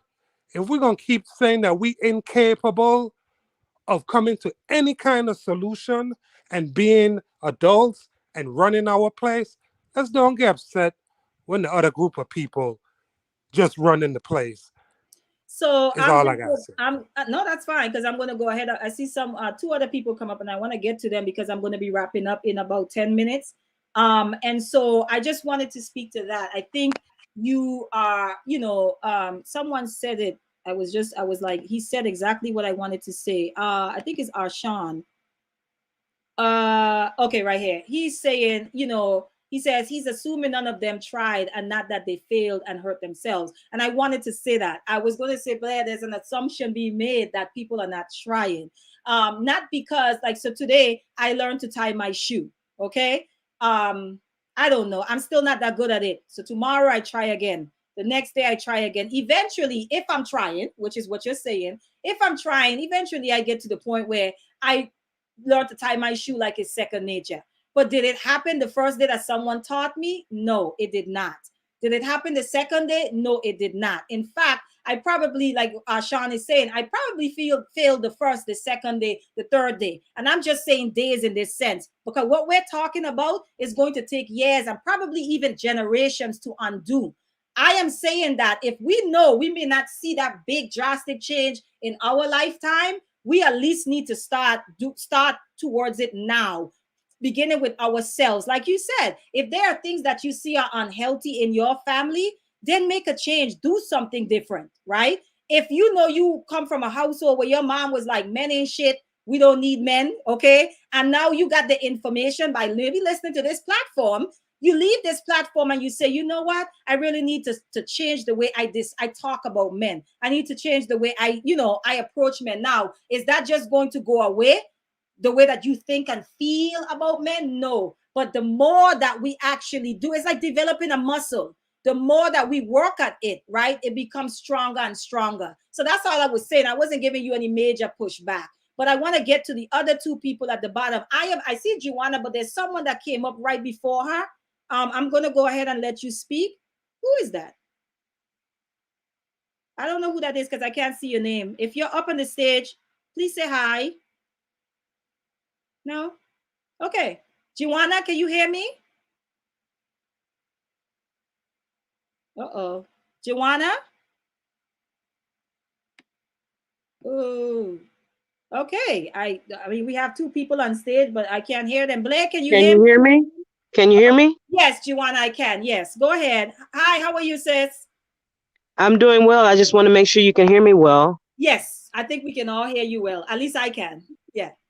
Okay, first thing, peace to you and congratulations so much on your first live stream. Thank you.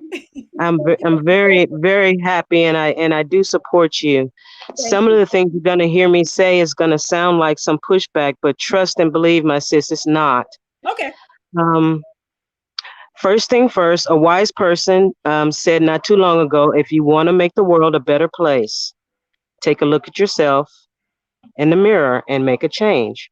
I think that kind of aligns with what you were just saying about beginning in your own homes with your own family, watching the way we speak to men, watching the way we speak to each other, watching the way we guide our own lives. That is so important, and I agree with that. I also agree with the other gentleman who was up in the chat earlier. And there's a particular story that I have. It's an ancient African proverb that goes, someone dug a pit and someone placed you inside the pit.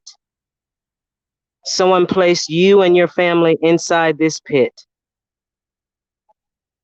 You know who they are. They are guilty. But what are you going to do about it? Right. Are you going to stand in the deep pit and argue over the history of it? Are you going to, analyze it? Are you going to go back and forth with one another over why this happened and and how long it's going to take you to get out of it?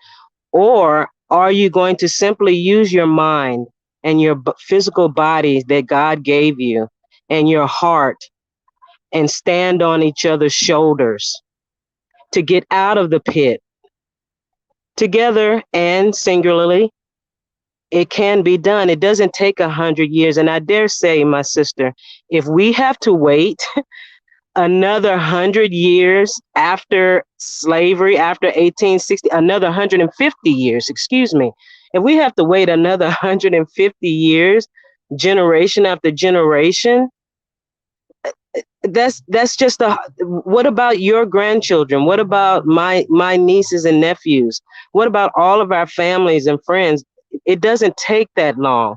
You simply have to wake up every day and say, I'm going to be the best that I can be today. Everyone can do this. It does not take another generation to get your stuff together. Exactly. You know, when COVID happened and I lost my job, I could have used my income tax to go and do frivolous things that I, normally did with my income tax. But instead, I used that and pulled some other resources together, and I got this tiny little raggedy food trailer. I've never ran a business before. I've never done accounting. As a matter of fact, I damn near flunked out of 12th grade algebra. My dad had to get me a tutor. But that matters not the history that I'm bad at math. Here I am out here doing it, and it didn't take me 5 years. I just started. You just have to start. And as long as, and I totally agree with you about the words that we use matter. As long as we keep saying that we are oppressed, guess what? That's your mindset. If that's what's on your front mental lobe every day, then yes, you will be oppressed. If you continue to say, I have an enemy, then yes, you every day you will feel that you have an enemy. But what if you approach the world in a completely different way, that the world is yours? It's yours for the taking. The hills are yours. The water is yours. The air is yours. The grass is yours. You have tons of resources. You have a mind and love and capacities beyond your wildest dreams. Just as you spoke about the universe is listening, look at your own chat, at what people are saying. Oh, we are oppressed. They did this to us. Okay, someone placed you in a pit, but now it's your responsibility to get out. And that's not negating what was done. Someone did something. Yes, and guess what? Someone's going to continue to manipulate you. So I have a question. That's never going to stop. But what are you going to do about it? So, Joanna, I have one question to that. Okay, so I come from a background of dealing with traumatized children, child welfare, right? So when there is a situation where a child is maybe abused, even though there are services put in place to help that child, right, to process what happened, give them the tools necessary so that they could begin to heal and so forth. One of the things that we do acknowledge is that that child cannot heal in the same environment that caused them to be sick. That child cannot heal in the same environment that hurt them, right? So we usually say, okay, I used to work for foster care, right? So usually what would happen, let's say it's a mom that is an alcoholic and a drug addict, and she's pimping the daughter out, okay? I could come in and I could say to that child all day, just say your affirmations, just speak positive into the universe. And I could say all of these things to that child. As long as that child is in that environment where the abuse is taking place, where she is being pimped out by a drug abuse mother, as long as she is in there, I could say all of that to her. If I tell her, well, you could stay in that space, but just make sure that you affirm yourself. Just make sure you watch what you say. It doesn't work that way. It doesn't work that way. So when we're talking about it, it's not saying that we're victims. It's acknowledging that we are in the environment, right? Trying to heal in the same environment that not just has harmed us, but is continuing to harm us. It's acknowledging that while you're healing, I also need you to know that there's still going to be harm coming from this place. I don't necessarily think that means that it's at the forefront of your mind. I think it would be crazy for me to send my child, let's say my child, if I know black cars are being targeted on the road, for me to not say to my child, hey, black cars are being targeted on the road, so when you go out there on the road, be careful. There's nothing wrong with saying that. That's not me turning my child into a victim. That's not what it is. It's me telling my child what the reality is. Now that we acknowledge the reality, now we have to figure out, how do we navigate that reality? How do we heal ourselves while sitting in a place that is still making us sick, that is still making us, causing harm to us? How do we do that? What tools do we need to make sure that we could still become healthy, holistic people, whether we can or cannot? That's a conversation in the same space that has harmed us. I think that's the conversation that for me personally, that I want to start to have. This thing about, oh no, you guys are drawing this oppression to yourself by simply talking about it. I think that's dangerous. That's dangerous. I respect the trauma that we as a collective, as an aggregate, have been through, and I agree. No, you can't remain in a toxic situation, in a direct toxic situation, but dare I say, is that the environment that we are actually in, or is that an abstract situation? Most of the people that you're speaking to who can hear the sound of your voice have a position, a job, or some kind of income. Most people have vehicles. Most people have no one physically or manipulating their bank accounts, or not allowing them to go to school, not allowing them to apply for grants or loans, not allowing them to do anything. So this toxic soup that you're saying that we're all stewing in is an abstract mental framework that we have taken on, in my humble opinion, my sister. In my humble opinion, now children and that you have dealt with, that is a very physical, very real, tangible situation that they must, yes, they cannot heal with a mother pimping them out, or a father calling them, B words, or whatever the situation may be. But I'm talking about us as an adults who are on your live chat. No one is oppressing me while I'm sitting in my truck operating my business right now. No, the people in your chat are not being physically abused right now. That they all have internet. Wait a minute, please. They all have. Please, give me a little grace, because I listen very well. I've listened. Please allow me. The people on your chat have internet.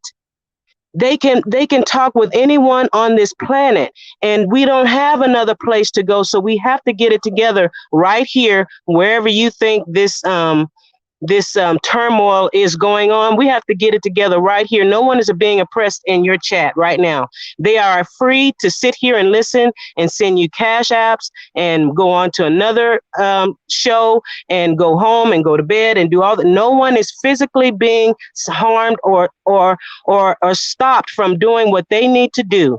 As you said, we all need to start with your own self in your own homes, with your own self. You set your own goals, your own priorities, and then connect with others, like-minded people, and do those things to build, community, to build, the framework and structure to get out of the pit.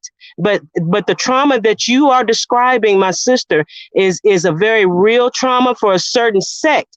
Children are being abused, but we're not talking about that. And to say that, and to put us in the same context with the people that you've been working with, and you do know all about that, and I don't, although I am a victim of sexual abuse myself. But even then, I'm still responsible for that. Meaning, no, I'm not to blame that what happened to me. Someone did that to me. But I am still responsible for getting myself into the right mental frame mind to move on this planet as God intended. Joanna, I'm not disagreeing with you, ma'am. Mama, I'm not disagreeing. And I'm not disagreeing with you. I am not saying that we can't acknowledge it. I'm saying move beyond that. And you're saying, but how can we move beyond it when we're still in it? We're not still in it. No. We all have internet. Let's clarify. I did not say how can we move beyond it. I am saying that when we are having, and I'm gonna start to wrap up, because I don't want to get into King's conversation with King's time. So we can continue the conversation next Friday. I'm going to try to do a live every Friday. Okay.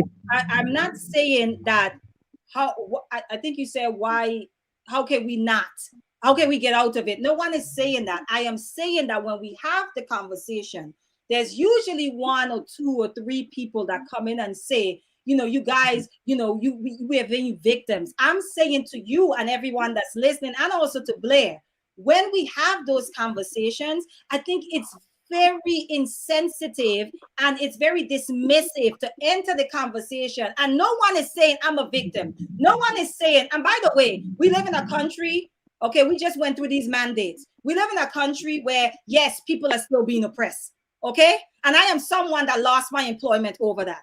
So to come in simply because I won't comply. So to say that, oh, we don't live in a place because we're in the land of the free, we're no longer enslaved. So therefore, there's no one is suffering under this regime, or, you know what I'm saying, we've been emancipated years ago. That's not what we're discussing. We're not discussing people being employed. We're not discussing whether people have access to the internet. That's not what we're talking about. I'm simply saying that the behaviors, because the topic today is about women and saying they don't need men. Dr. Baruch, Blair, yourself, Kelly, everyone contributed in saying, yes, but this is how we got here. This is why the conversation went in that direction. And I'm open to having the conversation about why we got here. I'm also open to having the conversation which you're contributing now. How do we move forward? I am not going to say to the people who are saying, well, yes, this is how we got here. I'm not going to dismiss them and say, yeah, well, you being a victim. Yeah, you running the Victim Olympics. Yeah, what you about to do if you just going to talk about it? No, I am going to say to them, yes, I agree. That is how we got here. And I'm not going to say to people like you and Blair and say, oh, you can't just talk about solutions. You know, you can't just talk about moving forward, because I welcome both, because I think that both are important to the conversation.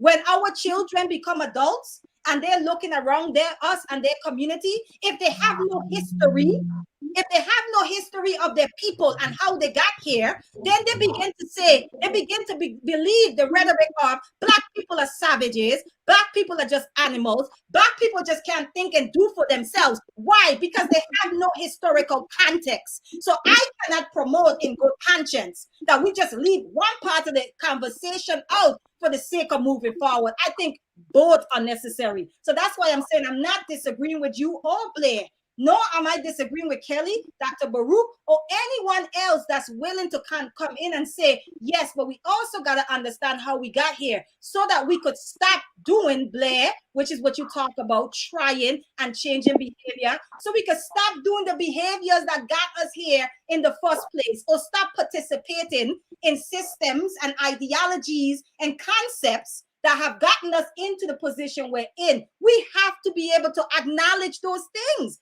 as well as the solutions to move forward. So that's all I'm saying to that. I know I said a mouthful, but I am going to go ahead. I am going to say thank you. Wanna please come back next time. I love that the nuance that you add to the conversation. We've been on one panel before, not really a panel, but we were guests. So I appreciate you. And I know you said you're like 50. I love having a conversation with people that are older than me. I prefer it. Blair, thank you for coming up. Thank you to the chat, everyone who has contributed to the conversation in the chat. Thank you for the cash apps. I saw I got a few cash apps. I appreciate you guys. This is my first chat. I was nervous. I've warmed up a bit, but now I have to go. I was nervous, and you guys made it easier, and I appreciate you guys. And I hope that I can continue to have more building conversations where people come in, give solutions. Dr. Baruch gave plenty of solutions. Blair gave plenty of solutions. Juwana just offered some solutions. We don't have to agree on everything to contribute to the conversation. We don't have to agree to offer solutions either. Blair can simply say, I think we should go and take Route 95 to get there. I might say, let's take the back road. I think the bottom line is, are we getting there? The bottom line is that we are focused on getting to the same destination. The bottom line is focusing on the goal, not necessarily picking sides. Like, that's dumb. I think we need all hands on deck. So that's just kind of my take on everything. But I just want to say thank you to you guys. Sherelle, I see you. I was hoping that you came earlier. Sherelle, guys, she's in her 20s. So usually when she adds to these conversations, we appreciate her because we want to hear from the younger people as well, like what their experiences are. What do they feel about it? And so, yeah, that's pretty much it. Blair, do you have any last words before we leave? Thank you for coming up. Oh, yeah, I'm glad I got to tune in, man. That last lady, what her name is? Juwana, actually. Juwana, she's pretty dope. Juwana, yeah. It was good listening to her, man. It was real good. And it was good listening to everybody. It's good everybody have a different view on stuff, but we all need to always listen to each other. And even though sometimes some people, I notice talking with some people, they come in with a preset mind. Sometimes you got be open. You know what I mean? You could have preset and then somebody tell you something that makes sense. Don't be so ignorant to be like, well, my mind was already preset. You know, it's good to open minds. You know what I mean? And listen, we could all learn from each other.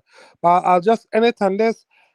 I glad I heard that lady just talk. Like she was saying, we keep saying like the same thing I was saying. We keep saying we need more time. We need more time.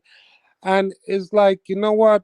I wouldn't be surprised at this rate that I hear my great grandchildren saying the same thing. Yeah, And man. that would be unfortunate. But the reality is this: when you're dealing with PTSD and all of those things, it's not as simple as just and pretty much I feel like when I hear people say that, it feels like you're saying just get over it. No, You know what no, I no, mean? no, no, no, no. Right. I don't No, want to do that. No, wait, no, wait, no. Blair. I'm not gonna go on and on. I'm just responding to you and Okay, I'm okay. gonna close out because I don't want to go into the other show. But Okay, yeah, that's that's fine. like when I hear that, I'm just telling you what I hear when I hear that. It sounds almost like, you know, just get over it and, you know, pull yourself up from your bootstrap and get it done, right? And personal accountability is fine, but we also got to acknowledge that we didn't just get here in 1 or 2 days or 3 weeks or even a year. It took hundreds of years for us to find ourselves in the position and the condition we're in. So to think that this is going to happen overnight,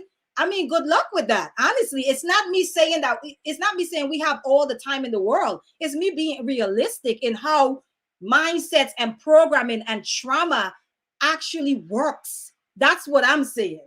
You know what I mean? And I think it's really just, it's almost just dismissive. And, you know, I just, when I hear that, it's like, just get over it. I'm like, whoa. That's not how this works. You know what I'm saying? So that's all I mean. That's all. But I want to thank you for coming on. And I look forward to seeing you again. So I'm going to Thank go. you.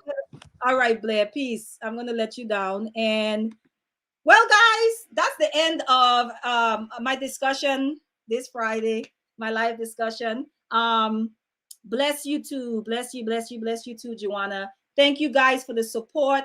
Thank you for your help. Thank you for the encouragement. I promise you guys, I'm gonna be a master at StreamYard at some point, and we're gonna be rolling. But I appreciate the support and the help. And until next time, peace.